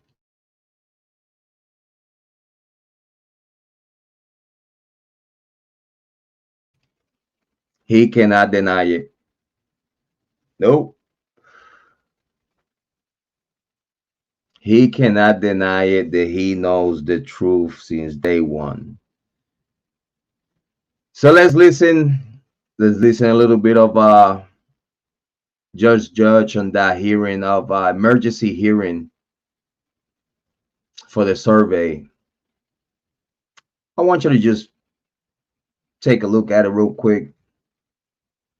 I'm not going to play much of it, but I want you to understand the vibe and the tone in the courtroom, because this one hearing was the beginning of the hearing that we just had not long ago, where all the experts came out. That was the conclusion of this one hearing right here. So let's pay attention. Hopefully y'all enjoy. Let's talk about it. Hit me up in the chat and let's listen. Remote. And just Katie? She's not with us today. She's tied up with some other obligations in Boise, Idaho. Okay, great. Thank you. Okay, so we have several issues to address today. And so maybe we should just start with the state's motion for order prohibiting contact with prospective jurors absent leave of court. Mr. Thompson? Thank you, Your Honor. And to start, I want to help frame what the issue really is today. We are not here to debate whether the defense contracting for public surveys on public sentiment and that sort of thing is or isn't appropriate. That's not the issue at all. I agree. Our sole concern today is the nature of certain questions that have been propounded to residents of Lake Tahoe County by a survey company that's contracted by the defense. And we are specifically concerned with how those questions line up in light of this court's very clear non-dissemination order. I think the best place to start is to go to the court's June 23rd of 2023 non-dissemination order. And in paragraph enumerated number 1, starting at the bottom of page 1, the court ordered that counsel for all the parties and any of our agents and other attorneys are prohibited from making extrajudicial statements, written or oral, that the lawyer or agent knows or reasonably should know will have a substantial likelihood of materially prejudicing or otherwise influencing the outcome of the case. And that's essentially the language out of Idaho Professional Conduct Rule 346. But what is particularly important today is the next sentence. Your Honor directed, this order specifically prohibits any out-of-court statement which a reasonable person would expect to be disseminated by means of public communication. It relates to the following. And among the items listed are the identity or nature of evidence expected to be presented at trial or at any sentencing phase. Any information a lawyer knows or reasonably should know is likely to be inadmissible at trial, and that would, if disclosed, create a substantial risk of prejudicing impartial trial. And it goes further down to say this includes performance or results of examinations or tests. In other words, I wanna make sure for those that don't understand what's going on here, okay? In other words, Bill Thompson is filling up the court with nothing but words and language.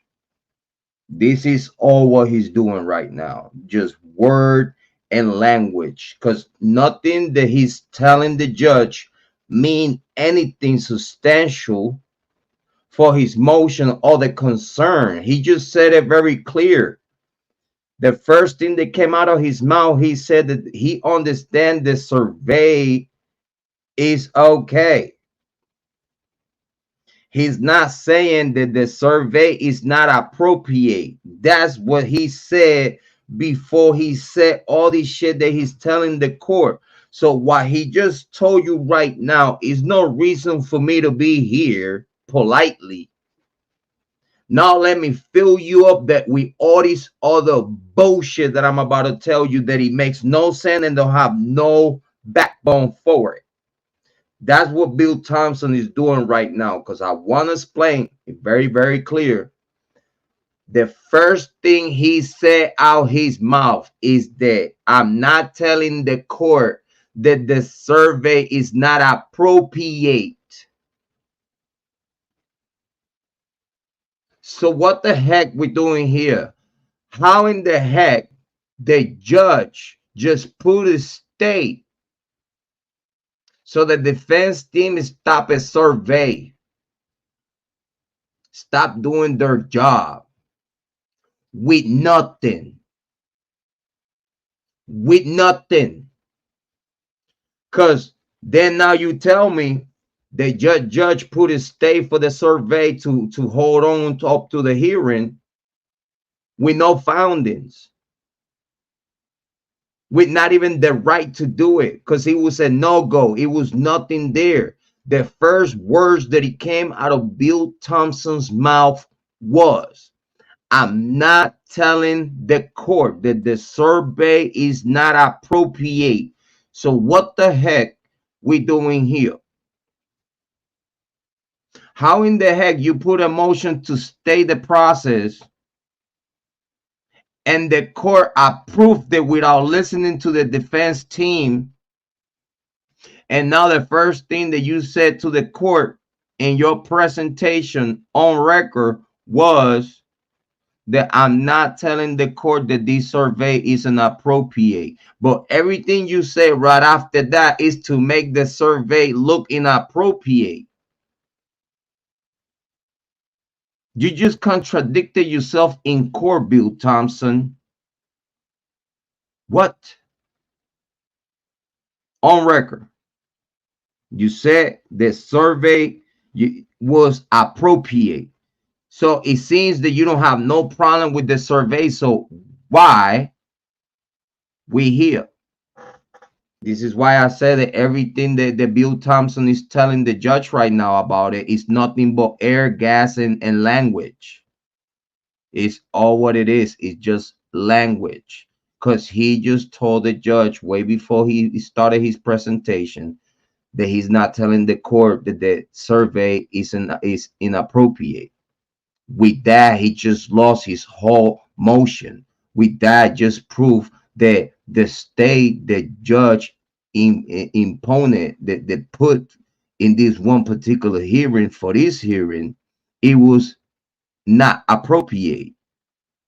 That the judge made a state to the defense stop their survey work for no reason, just for the purposes of stalling the process. That's what we're hearing right now.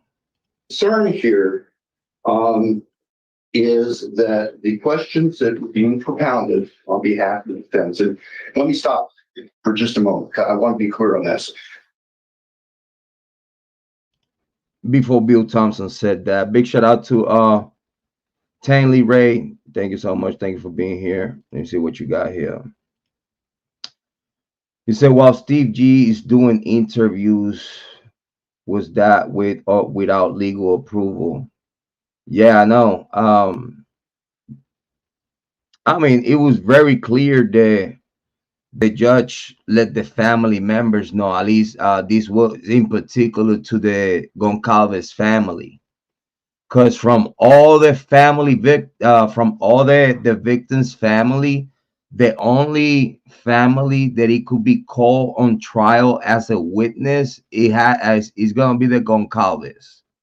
Why? Because Olivia Goncalves got her hands into a lot of information, Kaylee's information, Jack DeCour's information, a lot of people's information. She got in the middle of the narrative. They were imposing false narrative. The Goncalves family are part of the false narrative situation that we got in the Bryan Kohberger case. Because everything they were promoting about this case, it was the state narrative. Even though if the state said that they don't have no communication or contact with the Goncalves family, I believe that the state got contact to them through their lawyer, and they passing information like that back and forward. I believe the information that the Goncalves has, it was what the state told him to say, and they complying with it. Like, it's either they know the truth and they don't care about their daughter, or they don't know the truth and they only know what the state is telling them, but they have a gut feeling that the real killers are her friends or her ex-boyfriend. Even though Olivia Goncalves, because remember, Steve Goncalves did not defend Jack DeCour. I don't know who told you that Steve Goncalves defend Jack DeCour, because when he said that Jack DeCour came like the same day or the next day and got butt naked out the house, that was proven that was a lie. Steve Goncalves' wife said that did not happen that time. It happened later on. So we see that they lying on their daughter's case. They lying. The Steve Goncalves and the whole family, Olivia Goncalves, they lying. They lying to the whole world. Okay, why Olivia Goncalves said that they are 1,000% sure that Jack DeCour don't have nothing to do with Kaylee's death when he could be the main killer. Jack DeCour and no one else got investigated. No one got investigated. They got clear without any type of legit investigation. So then now she's vowing, just because she believed that the state, that you believe that Moscow PD investigated? Are you sure? Swear to God that you know, swear on your newborn child, swear to on your kid that what Moscow PD told you is legit? Or what make you believe that whatever you told Moscow PD was legit, Olivia Goncalves? Because your shit could be all fabricated too, because at this day to day, the Goncalves family and their narrative has been proven a lie in court. So if the Goncalves family has been proved liars in court,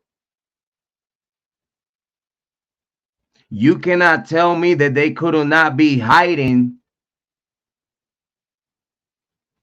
knowing who's the killers.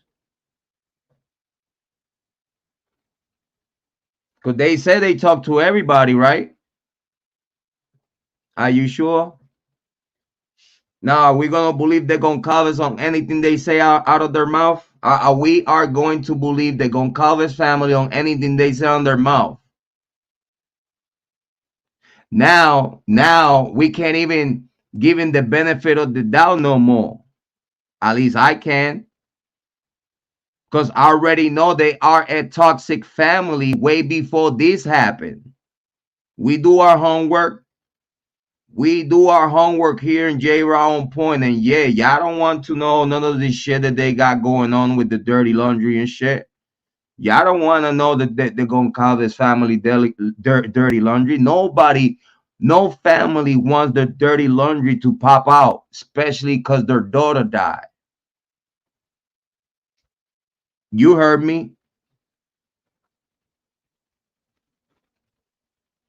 No family want their dirty laundry being put out there just because their daughter died. Because that dirty laundry could be very dirty.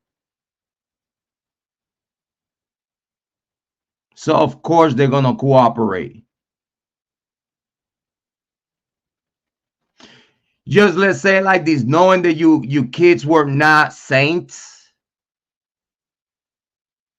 You don't even want to know what type of information in a real criminal investigation, if a real criminal investigation, if a real 48-hour investigation was done, Moscow PD would have investigated the victims first. Everything about the victims first. Emails, texts, anything data about the victims would have come out. All the dirt of the victims would have come out. If it was any dirt on the victims, would have come out. That would show that the University of Idaho don't have a higher quality of students, because then that would show that their students that they have in the University of Idaho are nothing but hoes, bitches, and gangbangers. Or at least that's what they want to be while they're in college. Hoes, bitches, and gangbangers. That's what the vandals in the University of Idaho want to be. So then now we have the Greek life community exposed as ratchet and ghetto as fuck, while y'all motherfuckers have a whole bunch of motherfucking money, power, connections, and assets. Y'all motherfuckers want to act like y'all in the fucking ghetto, like y'all in the hood and shit, killing yourself, backdooring your own members, killing your own members like you in the motherfucking gang. You idiot. You ain't classy. You ain't classy. You ain't in the higher level of society on the 1%. Motherfucker, you just like the rest of us at the hood. And I include myself because back in the days, yeah, I was in the hood. Not today. Not no more for the past 15 years. But rich people with positions in life, with opportunity in life, we a opportunity of high learning in life and being placed in a good job after you out of college. Y'all motherfuckers wanna be the gangbangers, the bitches, and the hoes. That's stupid. Don't make no motherfucking sense. And believe me, whenever my kids go to college, they're not gonna be like that. I promise you that. Oh no. I promise you that. It's not gonna be like that. Because I'm gonna be involved all the way of their education. I will let my presence felt.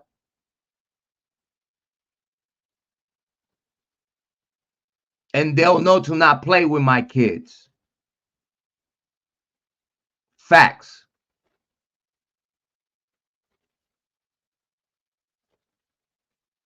It's not the same when the people around you kids know that if they play with you kids, it's a fucking rap. Then meeting the parents of one of your friends and that motherfucker wanna be one of y'all. Then y'all motherfuckers think that y'all empowered to do with that with that parent's child, whatever the fuck you think, because the parent wanna be cool with y'all. Here, motherfucker, ain't nobody wanna be cool with y'all. You touch my kids, you have no idea what's gonna happen to you. You listen, pray to God that the cops get to you before I get to you. That's all I gotta tell you. But ain't no one gonna play with my kids. That's a fact.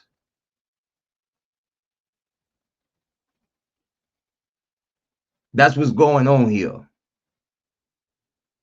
The University of Idaho not just don't want to lose credibility, credentials, prestige, pristine, elite, allowing the whole world to know that the culture that they provide in these young adults and what they allow in their culture is criminal.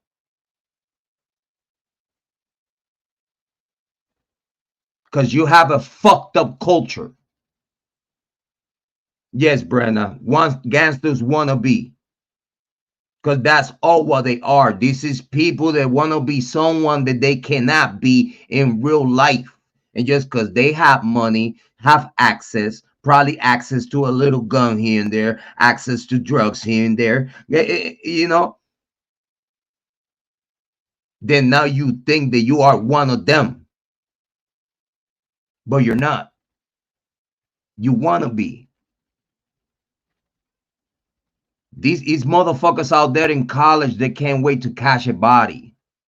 And they talk about it. And they brag about it. Yo, bro, I can't wait to catch a body, bro. Oh, you know what I'm saying? In colleges, in high school, we have high school shooters.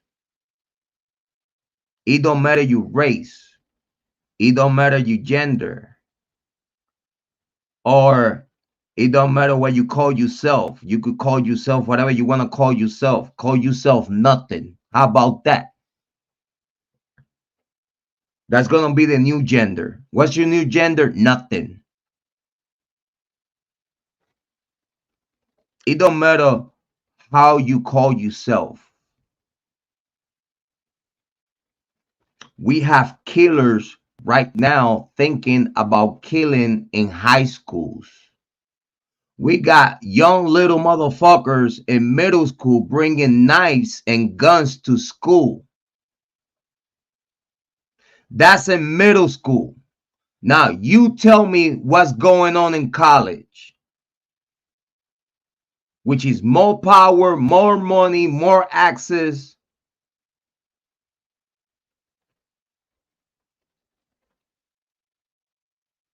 People need to wake the fuck up. That's what y'all need to do. Y'all need to wake the fuck up. Stop acting like real life is not like that. Rock Chat says Steve G has great as attorney, but the interview where hold on, great as attorney, but the interview where he said they conducted their own interviews. You're right, though. You're right. You're right. Which makes it so much shady, though. If you ask me, that's what it makes it so much shadier. And it's the fact that the family members are gonna try to interfere. It's like they not helping. They're not helping at all. Yeah, I know, Rock Chalk. It just I feel the same way you feel. I feel the same way you feel because it's like, dude, like, listen, in the only way you're gonna be doing that if you know in the back of your head that something is not right with Moscow PD investigation. That right there by itself proof that Goncalves do not trust the process. Why they don't trust the process? Well, that's their family nature. Because they could be playing ball with the state. They could be playing ball with the state until the state prove the world that the state don't have nothing, and then the family members are gonna come with what they know. But in this case, due to the Goncalves family already came and defend Jack the Court, when Jack the Court never got investigated, no one got investigated, guys. That this is you need to be clear. No one got investigated. At this day today, they know where Ethan and Santa was the whole time. Since day one, they know if they seen Kiely and Maddie at the grub truck, they seen Santa. Kara, her mom seen Santa. Is nothing there that no content creator or no true crime aficionado could dispute with me. Y'all gonna have to take that one out with Kara. Because she's the one that identified her daughter in the same way I identify her daughter, and in the same way I told Brett Payne that she was there, in the same way that we told Brett Payne exactly how to get to that, and he still owed me that answer. Yes, you heard me. He still owed me that answer because that was a straight question that I asked him. Me, Jrod on point, straight question to Brett Payne. Obviously, because the gag order, he couldn't really speak on that.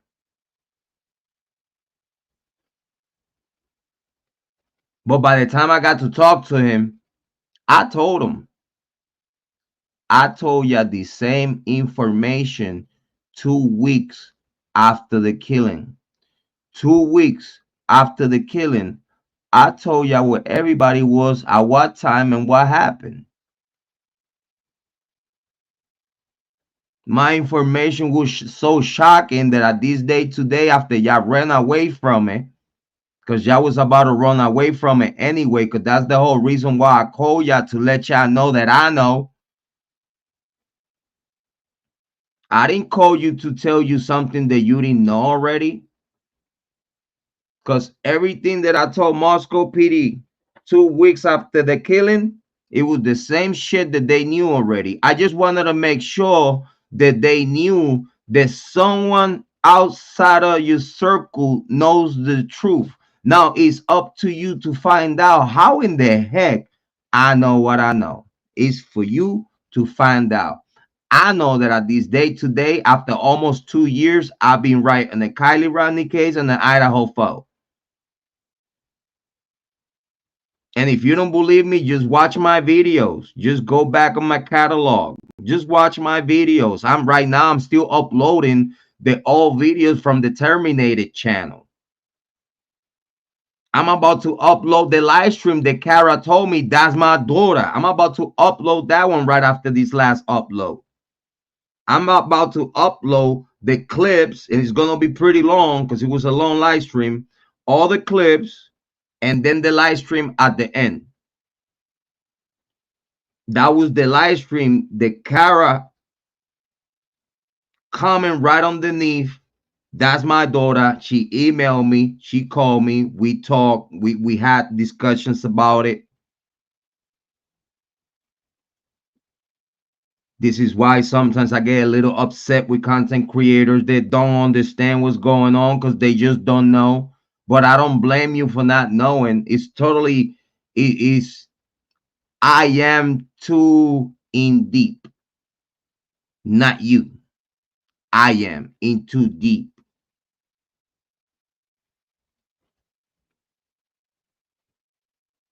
Just think about for 1 second, how come that this one content creator knew about the Kiely Rodni case was foul play, and I've been being proven right up to this day today, all the way into the FBI close it for however they're gonna close it, with results or no results.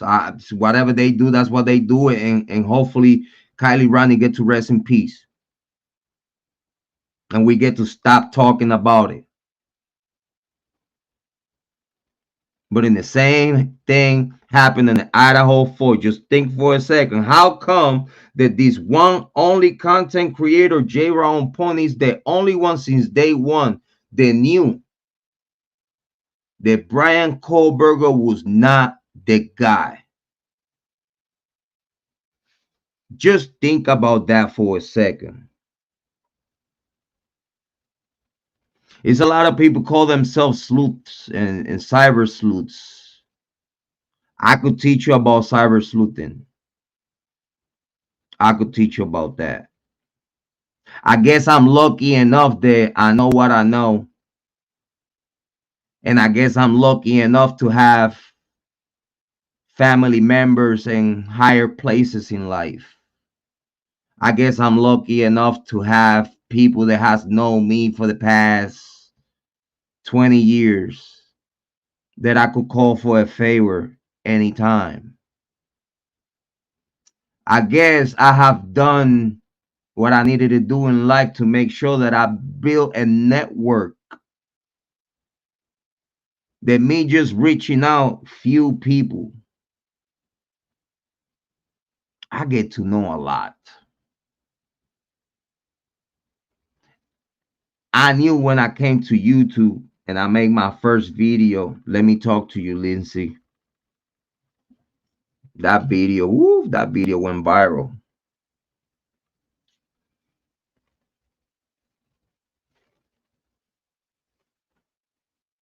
When I make that video, I made a promise to myself that I will make sure that I come to true crime to help. I know there's a lot of people don't like my style and don't like in the way I bring it to the table.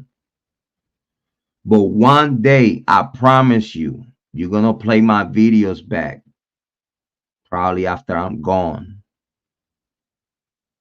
And I promise you, probably after I'm dead and gone, that's probably when my video is gonna make sense. Big shout out to Amy Conway. Thank you for being here. Very appreciate it. That's right. Steve G had a lot to say about this case. Certainly, and Taylor will bring him to testify. Yeah, that's what I was saying. I don't know if y'all remember the judge told the Goncalves family, like, well, the gag order does not cover you, but I have to let you know that you might be called to testify as a witness one day. So if I were you, I watch what you say out there.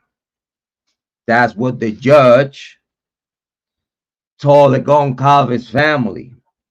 The Goncalves family is the only family that will be brought to testify as witnesses if ever this case goes to trial. And I repeat, just because it has a trial date do not mean at all whatsoever that that is going to happen. I just want to make sure everyone understands. If it's not consistent with Payne's theory findings, this other cider name, Kohberger, is not pertinent to this alternative investment. Yes, yes. Thank you for that comment. Yes, very good. Investigate the social networks within the university and students party on Queen Grove. Yes, that's what I'm trying to tell ya. That's what I'm trying to tell ya. This is how we know they did not investigate it, because we wouldn't know. Well, when we started knowing about, the freaky shit, and we started knowing about the OnlyFans and shit, and making money out of that, that's like a way of prostitution, because you know what I'm saying, you selling sex, you know what I'm saying, that's what you're selling. So it's just other way of it's a modern day of prostitution. That's just what it is. And a lot of young ladies, go through college and make money for college doing that stuff, because they take advantage of their looks when they're young. You know what I mean? And they know that, well, if I'm not gonna really give my body out there on real prostitution, I'm just gonna go and prostitute my body in OnlyFans and get paid for it. you know I be a TikToker, I get paid through TikTok. They have a whole bunch of they work content creators on TikTok.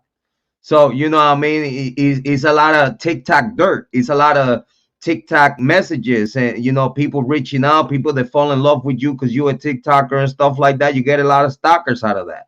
We never heard nothing out of that. When we started hearing the dirt of the victims, gag order and all these other shit pop up. When they realize that they could not get away with that, they gag everything, because they don't want to share that they not investigated the victims. They did not investigate the inner circle. Anybody that had to do with the University of Idaho was omitted. Come on. We know this. We've been knowing this since day one. University of Idaho skeletons in the closet. Yeah, the University of Idaho, you know how many bodies? You know how many bodies the University of Idaho has? Come on, man. Do your homework. Do your homework. Yeah, gangsters wanna be. That's right. Big shout out to Amy Conway. Amy Conway in the building. Thank you for being here. Very so much appreciated. Let's continue listening to Bill Thompson and the gibberish that he got going on right after he said that he's not telling the court that the survey was inappropriate. Oh, he's not there for that. So what the fuck we here for, Mr. Billy? I'm gonna start calling you Billy the Kid, because you act like a kid, bro. Coming to court. Oh, I'm gonna tell you the truth right now. I'm not here to tell you that the survey was inappropriate, but I'm gonna tell you that it was inappropriate. So how in the heck you say that you're not about to tell the court that it was inappropriate, but that's exactly what the fuck you just say, and calling out case logs and everything, saying that it's not appropriate. What the heck is this? Are you serious? You're gonna say that he's not that you don't think you're not gonna tell the court that he's not appropriate? No, that's not what you're not gonna tell him that. But that's exactly what you're telling the court. We met with Ms. Taylor last week. Week before last. The 21st. Thursday. Yeah. Before the Friday. Thursday before the Friday when we filed our motion. Yeah. Yes. And we raised our concerns with Ms. Taylor. She confirmed for us that the survey was being conducted on behalf of the defense. And we raised with her the concerns we had about the specific language of the questions that were being asked. And Ms. Taylor represented to us. And what you mean language? The same thing that you're doing in court? Doing nothing but a whole bunch of gibberish in language? And what's the language that the survey was made into? English, Spanish, Romanian, Albanian, Chinese, Lebanese, Taiwanese, Koreanese, everything that end up with an ease. What was the language, Bill Thompson? It was plain English. And the language utilized in that survey was the language that was utilized by you promoting this case through legacy media and big content creators. You did that. No one else but you, Bill Thompson. The whole world believed in you and what you say. Hey, take the PCA and have at it. Press 1 if you heard that. Press 1 if you heard that. When Bill Thompson said, here's the PCA, have at it.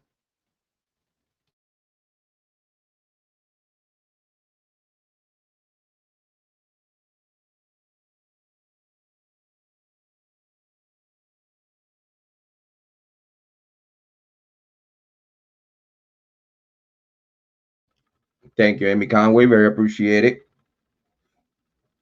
So, what Bill Thompson told you to take the PCA, have at it. But then in the same breath, he tells you that the PCA is not relevant to this case. Who's lying to you since day one? It was definitely not Jrod on point. Huh?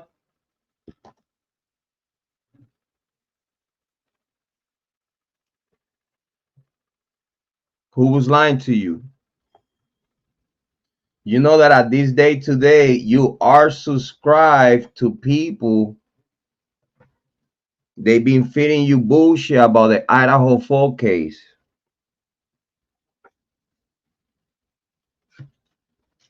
You know that at this day today, you are subscribed to people that he was lying to you about the Idaho 4 case.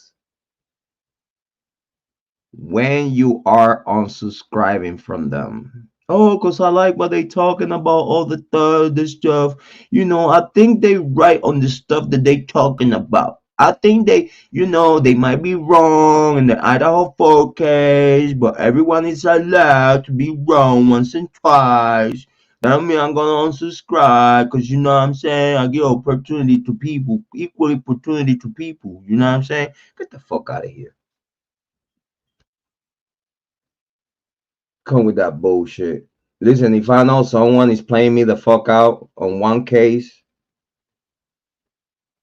I'm not gonna subscribe to them.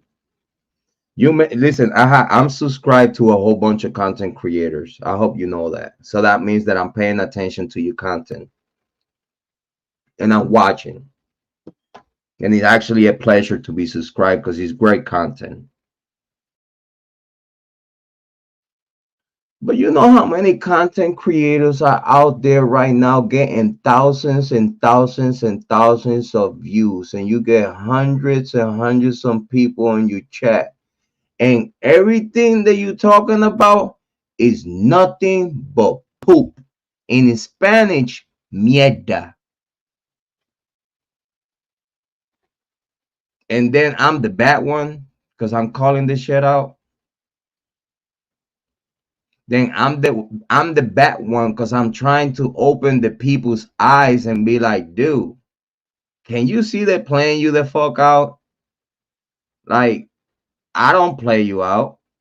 I don't. I call it how I see it. I call it how I see it, how I hear it, and what the information is taking me to. At this day today, those that have known the name of Jrod on Point for the past 2 years, I have not lied to you, not once. I don't have no time at all whatsoever to sit here, turn on my camera and lie to you. For what? I don't fucking gain shit out of that.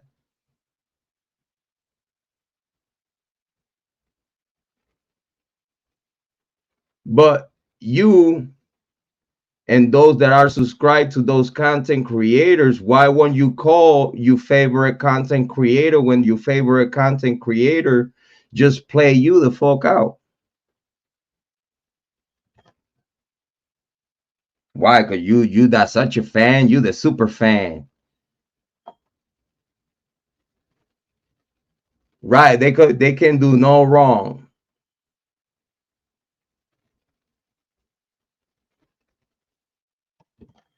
But let's continue with the show. Let's listen to Bill Thompson and the gibberish that he got going on here. And I do not dispute this, so that's why I want to make this part of the record, that she had not seen the actual questions themselves, that she had approved the topics that could be looked into during the survey. So I want to put that in the record that we are not accusing Ms. Taylor of drafting these questions verbatim and then say, go send these out to the public. We are concerned, though, that the people hired by the defense to conduct this survey did exactly that. And the examples of the things that are of concern. It was proven for a fact. And big shout out, the university has 3 lawsuits and one with vandal harassment and another student. Yes. Little Timmy too. Yes. As you can see, Bill Thompson is lying once again to the court, telling, because again, we need to be very clear that when I say what I say, I have base and fundament and a backbone to stand on. Why Bill Thompson is lying to the court? Because Bill Thompson is not ignorant of how surveys work. I repeat, Bill Thompson has many years of experience and many years of dealing with surveys. So he knows for a fact that the survey people, it don't matter what the defense team would fit to them, they would not listen to them, especially if they are a legit and recognized survey agency like these people that are taking care of this. Very reputable. They have a high grade. Very smart, very professional people. So when Bill Thompson lied to the court, even insinuates that it could be the possibility of the defense team feeding information, false information, that's telling the court that the survey people are not doing their job and are not qualified. And the Ann Taylor might not be qualified neither. Now you telling Ann Taylor, now you telling the court, now you slandering. Now you defaming. Now you mischaracterizing Ann Taylor, insinuating to the court that Ann Taylor could be possibly capable to do something like that. That's a kick to Ann Taylor's reputation right in front of her. Ladies and gentlemen, we're talking about, this is a on record case in court.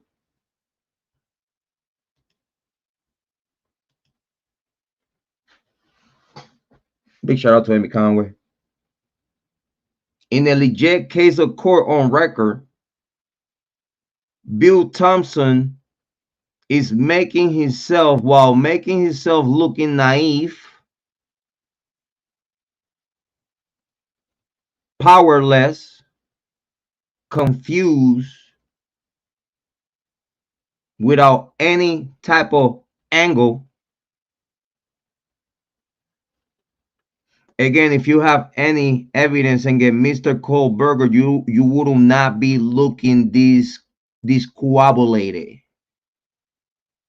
If you have any legit proof and truth against Mr. Kohberger, you wouldn't be looking as awful as you're looking every day. Because if you ask me, I have the footage of quite a few court hearings that Mr. Thompson performed, and his presentation, it was actually very low quality. We're talking about this year veteran within the prosecution is shown, and it looks and it seems like very incompetent in court. That cannot happen if you have truth, if you have evidence, if you have anything with substance for this case.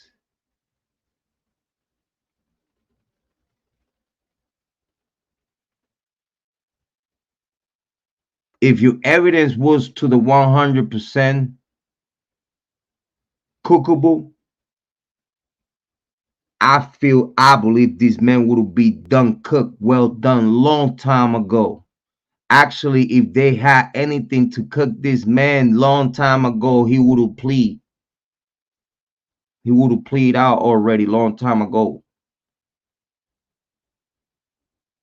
Because again, when you have your man, when you have the suspect, that means that you have evidence for you to go to court and cook that person. Well done.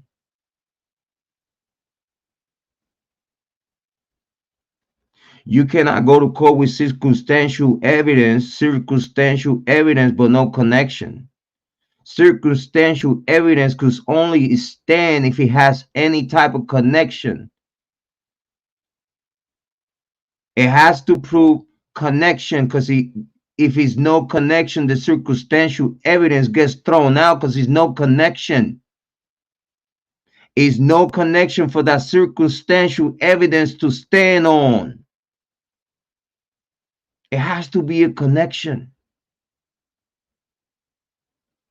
And Taylor told everyone, Mr. Kohberger don't have no connection with no one.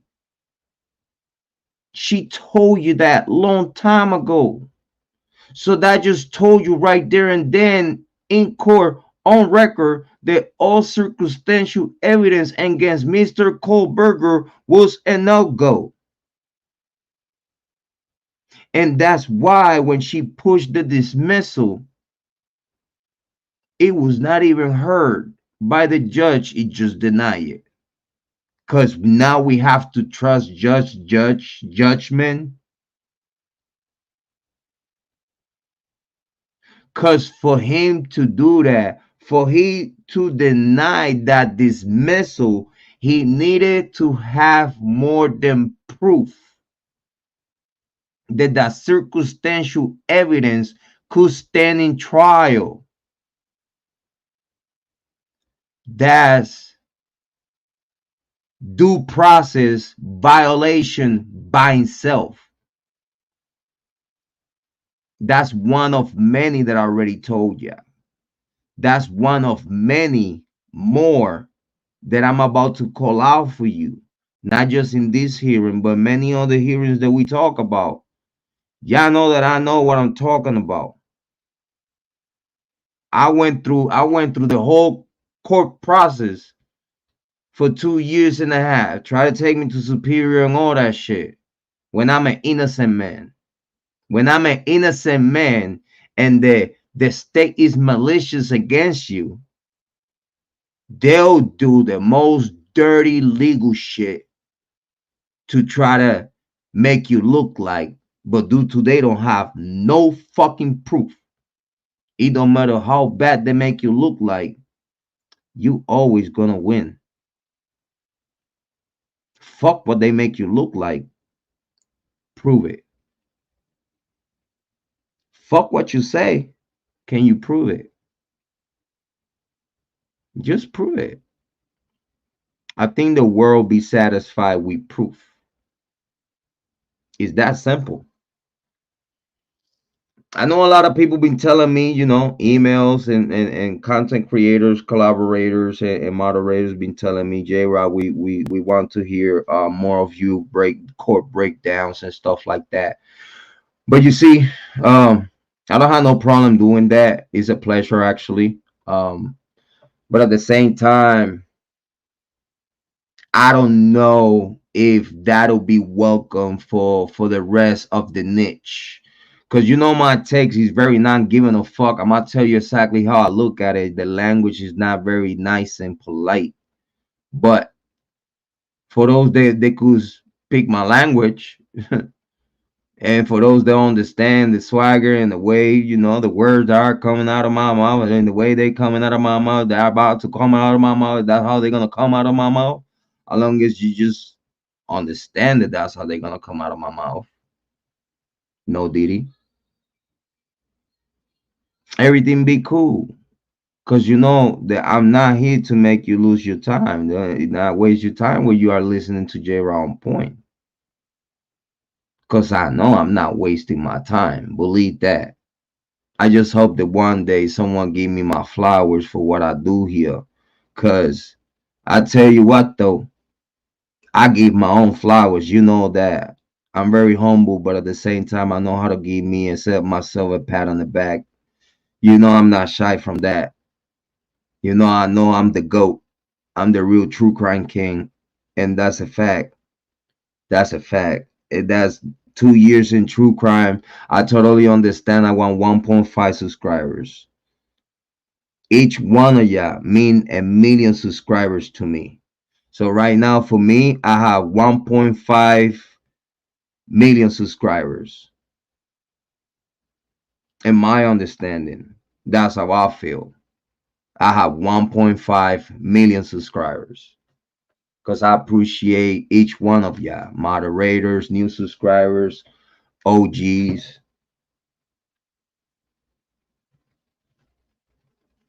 I appreciate you. So let's listen to Bill Thompson being Bill Thompson so I could keep saying the words that are coming out of my mouth. Let's listen. Can be found in the transcript of one of the calls, as Your Honor will recall. We had a person come to us who had received one of these calls, that actually recorded the call. And so our office prepared a transcript, and that was attached as Exhibit B, I believe, to our motion for order prohibiting contact. Do that sound to you? Do that sound to you like a Karen? Do that sound to you like a Karen? And this Karen, it could be a family member from a police, from someone, you know what I'm saying, within the circle of the state.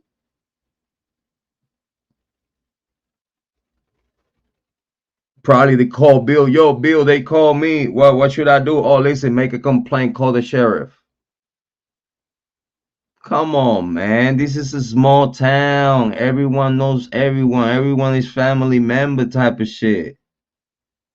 So of course it's gonna be one of those people that they, you know, gonna call Bill, gonna, you know, be like, hey, yo, Bill, they call me. What should I do? Hey, just call the sheriff, make a complaint, and blah blah blah blah blah. We're gonna conceal your name and blah blah blah blah. You know, playing dirty. That's how they play.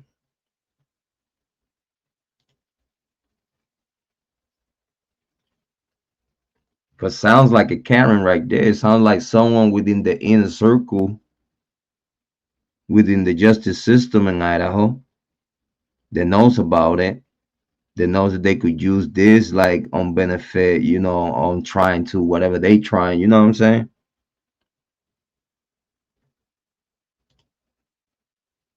In addition to generic questions about the criminal justice system, here's where we get to things that concern the state immensely.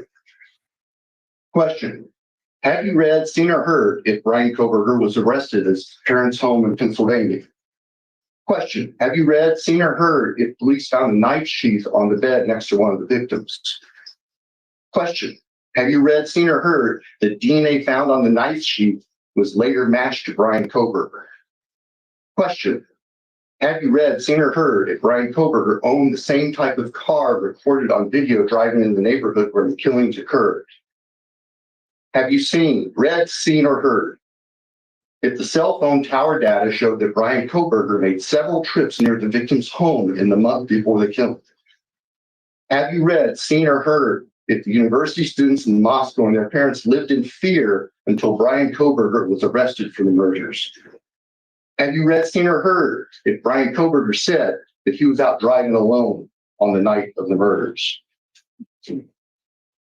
Have you read, seen, or heard if Bryan Kohberger stalked one of the victims?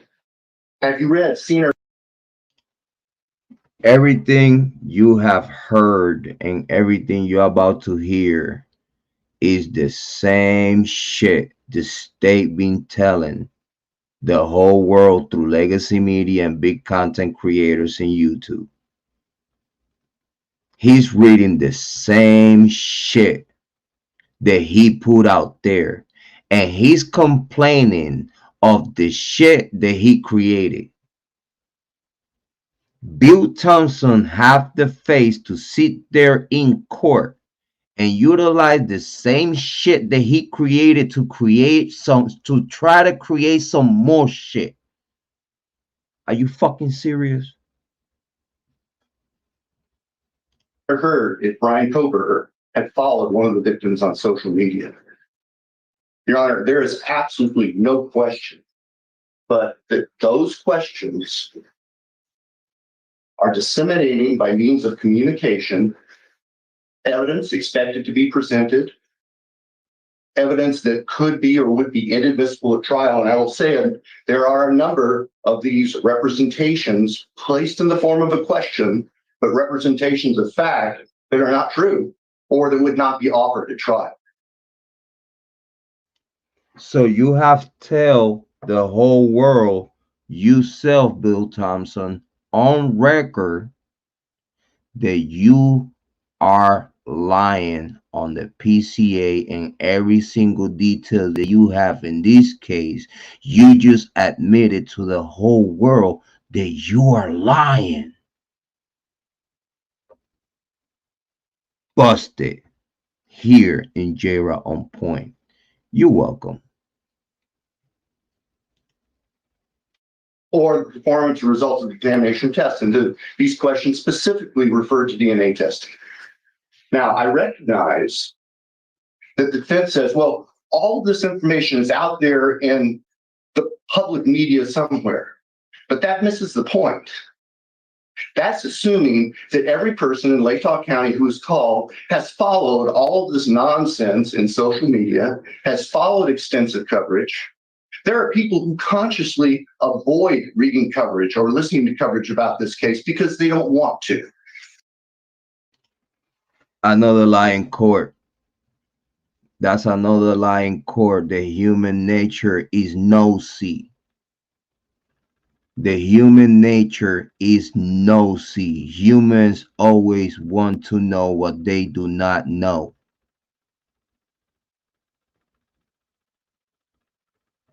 Big shout out to Amy Conway. He knows no evidence. Stalking. He knew they won. They published his half the face to sit here while thousands of people were watching on record, on the court, lying. The human nature is nosy. We like to know shit.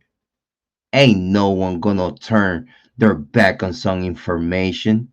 Don't matter if it's a good or bad. You're gonna find out if it's good or bad later on. But right now, I just wanna know.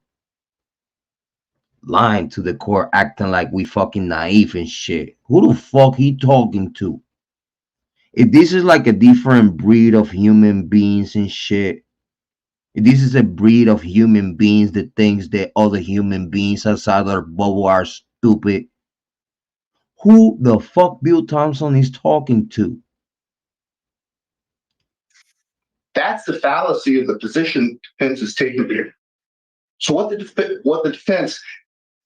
agents of the defense have done is they have gone out and interrogated 400 citizens of Latah County and embedded in them facts specific to this case, some of which are not even true, some of which would not be admissible in court.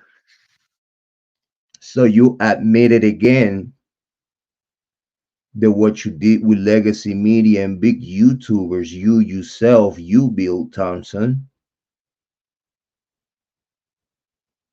you are complaining for the same shit you did. You just telling us exactly what you did and how you did it. You use legacy media and big content creators to put all this poop out there. Now, all this poop that is out there about Bryan Kohberger that you put out, you have the face to even tell the court exactly what you did and how you did it.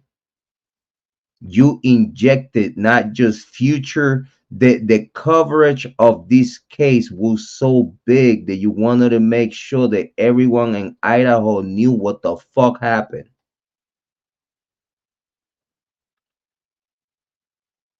As long as everyone knows exactly what the fuck happened, everyone knows what the fuck to do. You think we're stupid? I was not born yesterday. I have beard in my face. I have grays on my fucking beard. Who the fuck you talking to?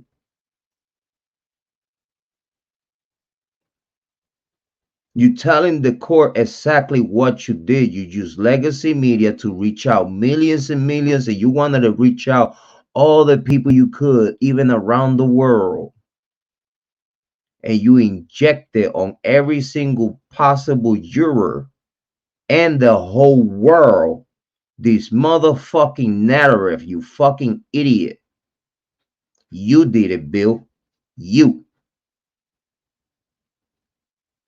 And now you see here and tell the whole world exactly what the fuck you did for you to be talking here in court right now, running away from your truth. Running away because your truth is so fucked up. You know that it's so fucked up that your own guilty conscience is speaking out in court out your mouth. You pouring out, speaking it out your conscience. You too fucking all to let you motherfucking hands show. And those people, whether they had heard that information before or not, are now saturated with that information. That is exactly what the non-dissemination order was intended to prohibit. That is reckless conduct, and it's outrageous. Expose again. The non-dissemination order, the famous gag order, was put in place. So like that, every single narrative that you put out there was believable because that was all they have. That was all we had. Because in that gag order is a lot of information that is exculpatory for Bryan Kohberger. You conceal information with the gag order that would make Bryan Kohberger look better and not that guilty. But you make sure that you put your narrative out there, you pig. And as long as your narrative was out there, you would hide from the people any exculpatory evidence in defense of Bryan Kohberger. With the gag order. Do you think we're stupid? Do you swear to God? Do you think we're stupid? Who the fuck you talking to? They can ask a survey, and they can ask people, what do you know about the Bryan Kohberger case? What have you heard about the Bryan Kohberger case? What do you think about the Bryan Kohberger case? Do you have an opinion as to whether he's guilty or not guilty? Why do you think that? They can ask all those questions, legitimate survey questions, if you want to do a legitimate survey of public sentiment. But these.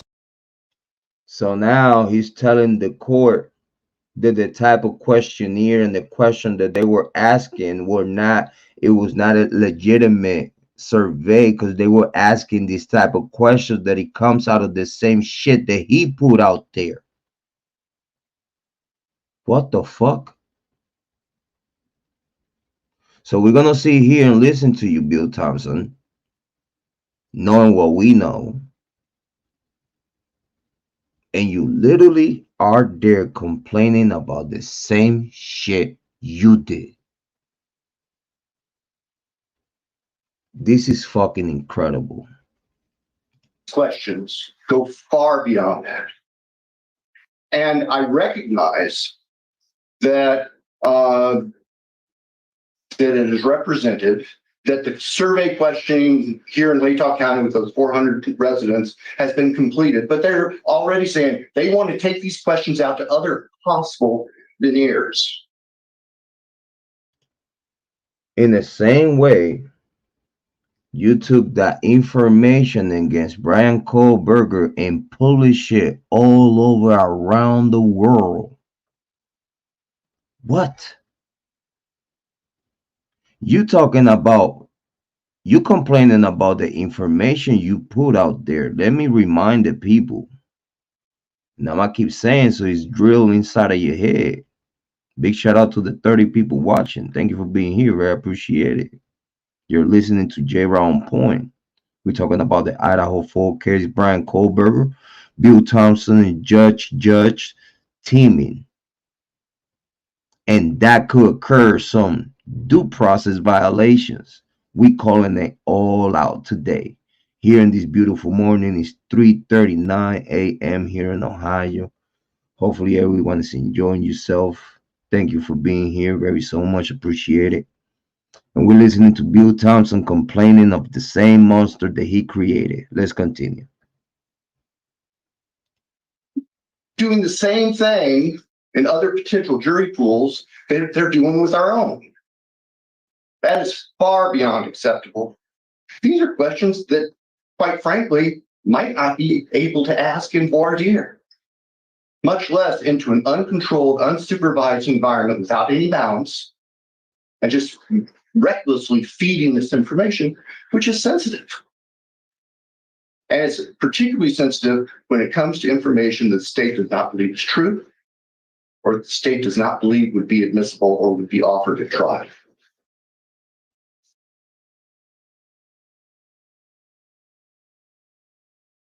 On the issue of whether information already publicly available isn't included in your Honor's order, which it clearly is because it doesn't say otherwise, we know that there is no exception in the court's order saying if the information is already publicly known, it's okay to disseminate it again.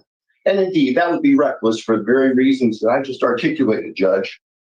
We would then be feeding information that is potentially prejudicial or that could affect the open-mindedness of prospective jurors to people who may not have heard it before.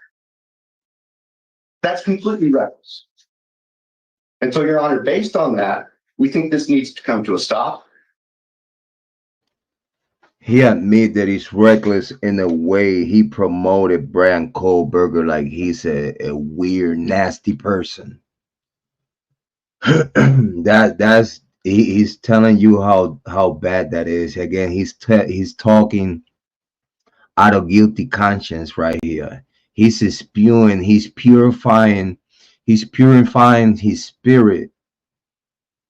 He's purifying his spirit. He's confessing with this. He's literally confessing to the court exactly what he did and how awful it is. He's telling you out of his own mouth that everything that he put out there was a lie. Bill Thompson is telling you right there and then that everything he published for the people to play with out there was a lie. We think if the defense wants to continue doing survey work, which they are welcome to do, given what we've seen here, that the questions need to be approved by the court before they go out. And the question certainly should not include the types of questions, fact-specific questions that have been delivered to 400 citizens of Latah County. That's where we're standing right now, Judge. Thank you. Thank you. So then how can we compare unless you use the same questions? That's the problem. I mean, the damage has been done. Well, The judge just told the whole world, well, telling his buddy Bill, well, Bill, the damage is already done. The judge knows that the shit that is being published out there about this case. And if the judge don't know, then the judge is incompetent. Because the judge by himself needed to do his own homework on how this case is being viewed out there. And he acted like he's naive, but he know that she's literally telling Bill, like, yeah, I understand that the damage is already done. So how can we, you know what I mean? This is, it's like right here, they planning between each other. It's like the judge is not supposed to even talk to Bill Thompson like this. Like, you're like asking Bill Thompson, how can we fix this? What you mean? So that means that the court,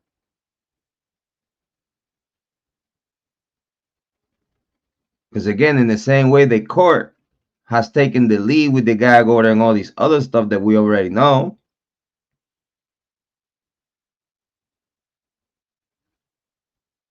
Then Bill Thompson presented to the defense team and Bryan Kohberger, and they decide upon it. And they play ball with them, and they say, yeah, let's gag everything. But then now they understood that the gag order had information that is exculpatory for Mr. Bryan Kohberger. So that information it cannot be put out there because he's on the gag. This is why they want the gag order to be gone, because that way it's going to be information put out there and shared with the community. They will actually make Bryan Kohberger look a little bit more decent than what is being looked at right now. Let's continue. Well, that's one argument to make, but we don't want to perpetuate the damage that was done. And if they want to do a comparison, then they could have another survey in Latah County and do a responsible survey questionnaire. So now the court and Bill Thompson has to approve the survey. That's the idiotic shit that he little. This is what I'm saying. This is like they playing with people's intelligence. They disrespecting people's intelligence. They talking in court like they already don't predetermine what is being happening. Are you serious? Instead of one tainting this people. And frankly, they should ensure that they don't go to the same phone numbers that they preloaded with this other factual information when they make their legitimate survey inquiries. The defense's people brought this on themselves. So now he's saying that the defense team made their bed like oh this like he presented it to judge like, well, they did it, I did it, they did it.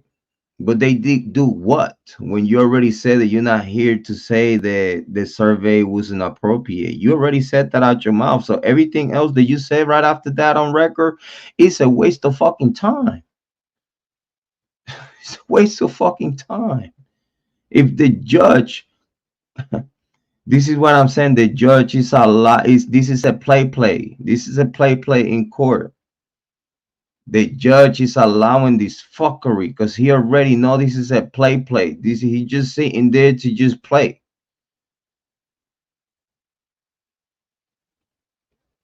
This is just ridiculous. Like he tell the judge like, well, yeah, they did it. They did what?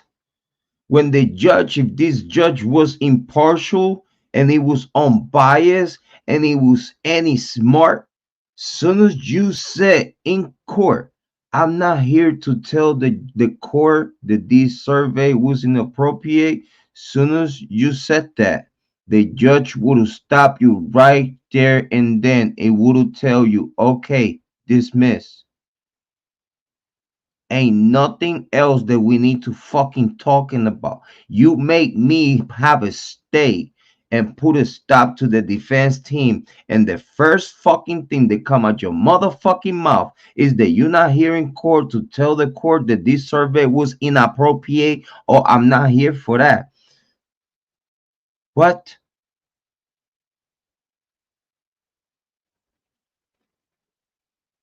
I would have stopped it right there, and then all the wasting time shit and saying not a fucking thing after that, Bill Thompson. I would have stopped you.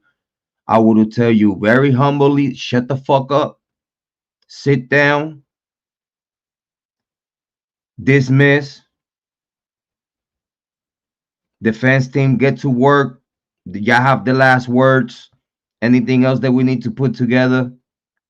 Now, you honor. Okay, everybody go home. Dismiss. I see y'all whenever it's next. Get the fuck out of here.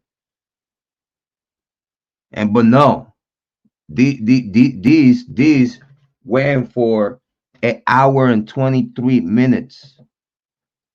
Right after Bill Thompson told the court, I'm not here to tell the court that this survey was inappropriate. Right after he said that, they went for an hour and 23 minutes. I rest my case.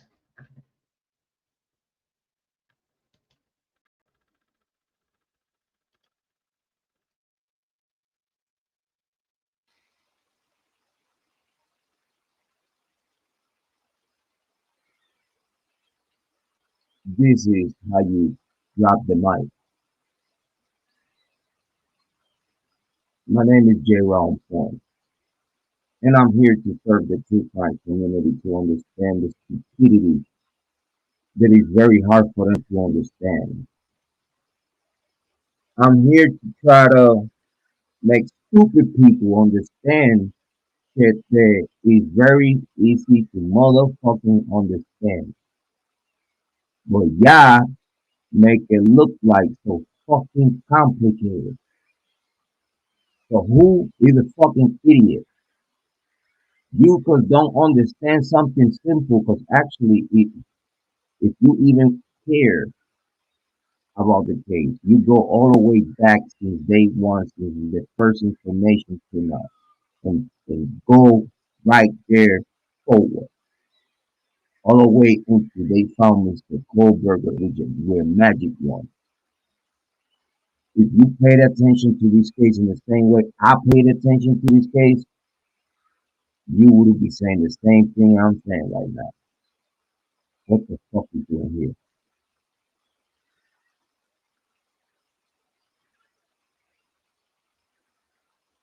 But people have balls out there to say, Mr. Kohberger, guilty, he's guilty, he's guilty.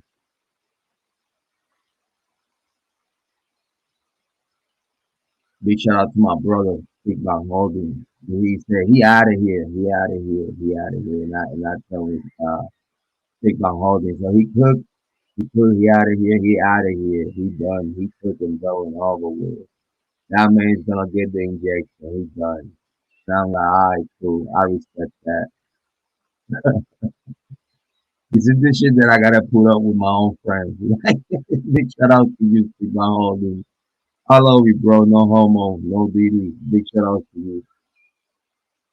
My guy has to be probably in another half hour. He might be already in Ohio. Big shout out to people holding. Hopefully you're listening. Big shout out to you, brother.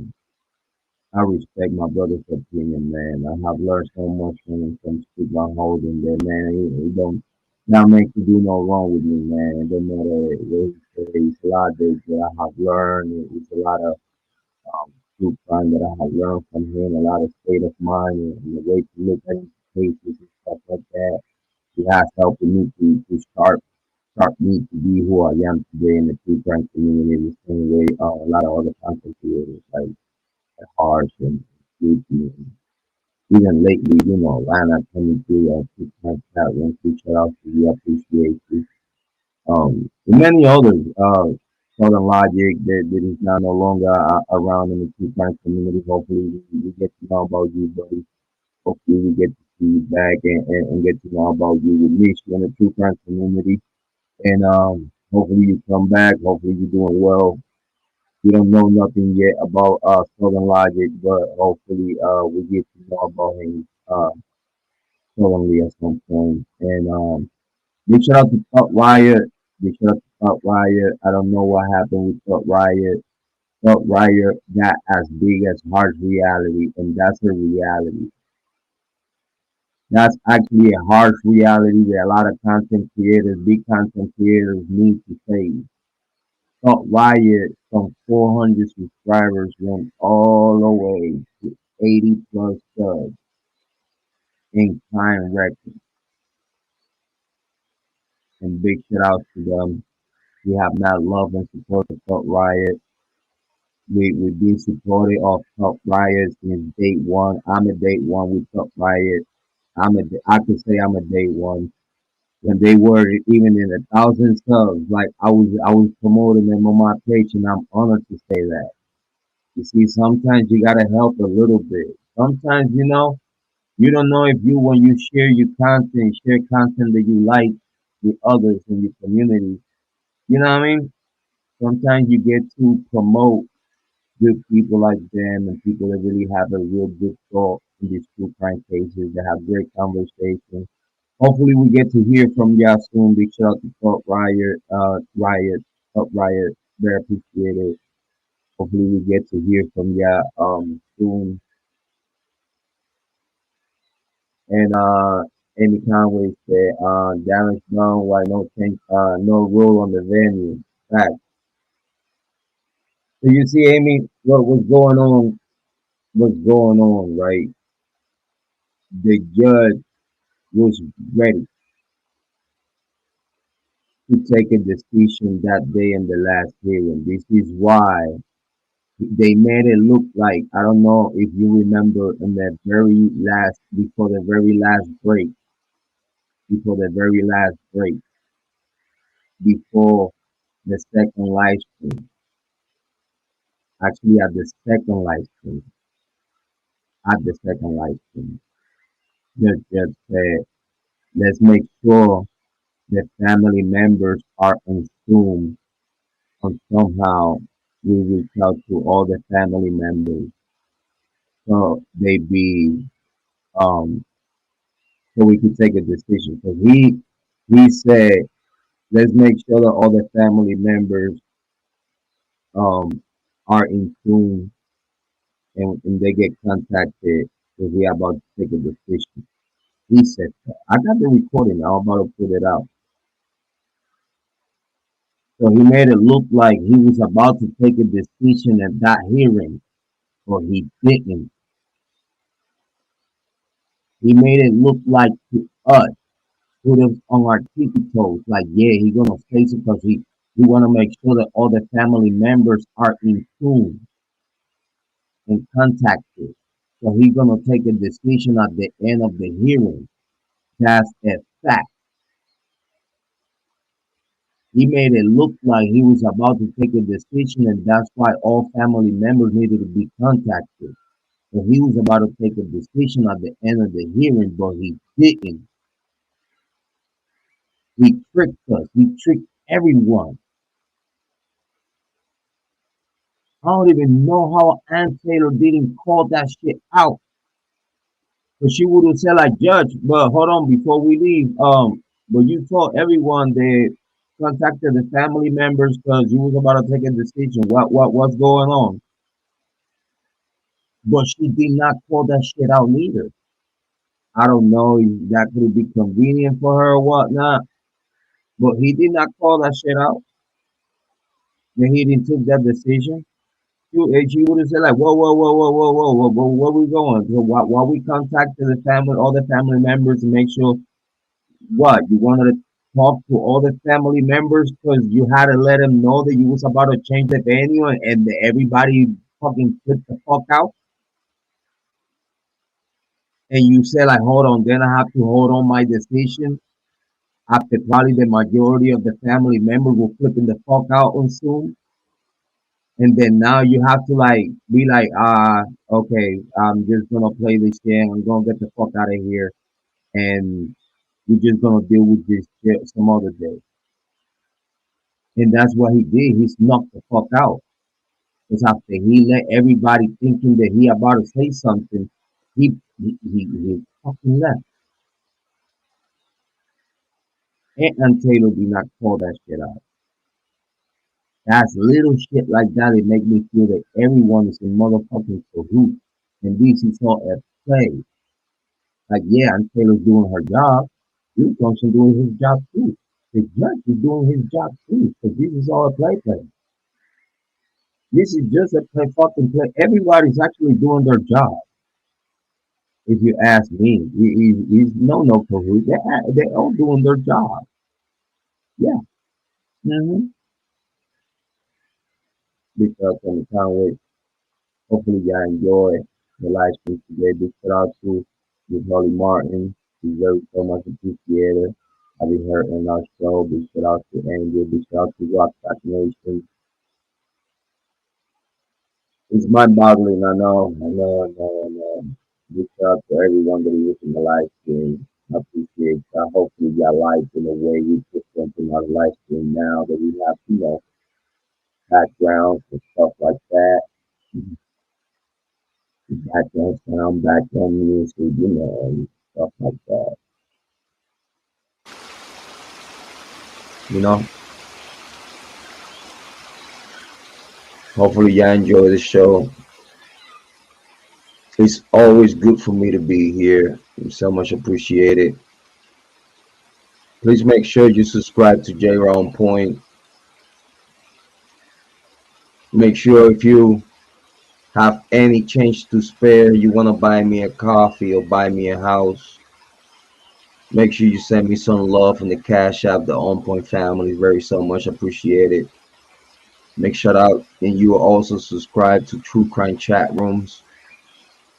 Please make sure you subscribe to Miss Hollie Martin. It's very so much appreciated. If you have a little coffee to throw her way, or you want to buy her a house, want to buy her a car, it's very welcome. Very appreciated. And she'll subscribe to Miss Hollie Martin. Also, please make sure to subscribe to Mr. Speakbang Holding. Very so much appreciated. Make sure to please subscribe to Slutty Goosey. Big shout out to Slutty Goosies. Big shout out to Slutty Goosies. Also, please make sure you go and subscribe to Rock Shock True Crime. Big shout out to Rock Shock Nation and all the Rock Shock community. Very so much appreciated. Thank you for tuning in. Very so much appreciated. Go and subscribe to Rock Shock True Crime. Make sure you subscribe to Larissa's Laura. Make sure you please subscribe to Larissa's Laura.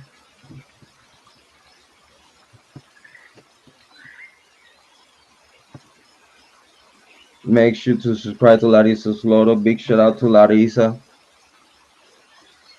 Having a comeback in the true crime community. Please make sure to subscribe to Megs. Make sure to subscribe to Megs Pegs. Big shout out to Megan. Make sure y'all go and subscribe to Megan. Please make sure to also subscribe to Truth and Transparency Lana. It's very so much appreciated the hard work that y'all bringing to the community and the whole knowledge that y'all bringing to the whole niche. It's very so much appreciated. Make sure y'all subscribe to Truth and Transparency Lana. And of course, last but not least, please make sure y'all subscribe to my brother from another mother from the UK, Harsh Reality. That's my brother, man. I know that I know it's a lot of content out there that has come out. It's some content that is about to come out. That it shows the discrepancies between me and my brother Harsh Reality. Ladies and gentlemen, me and Harsh Reality, that's my guy. Okay, it's been like that for the past 2 years. That's not gonna change. Harsh Reality always gonna have a very special place in my mind. He's a good dude, family member. He's very polite. He's very top notch. He's pulled content out like the best of the best. If you allow me to say, he might be the real true crime king and the GOAT of true crime, if you ask me. That's my brother, Harsh Reality, man. There's no beef with him. Please do not think that whatever content you see in the future or whatnot is no beef. That's my guy.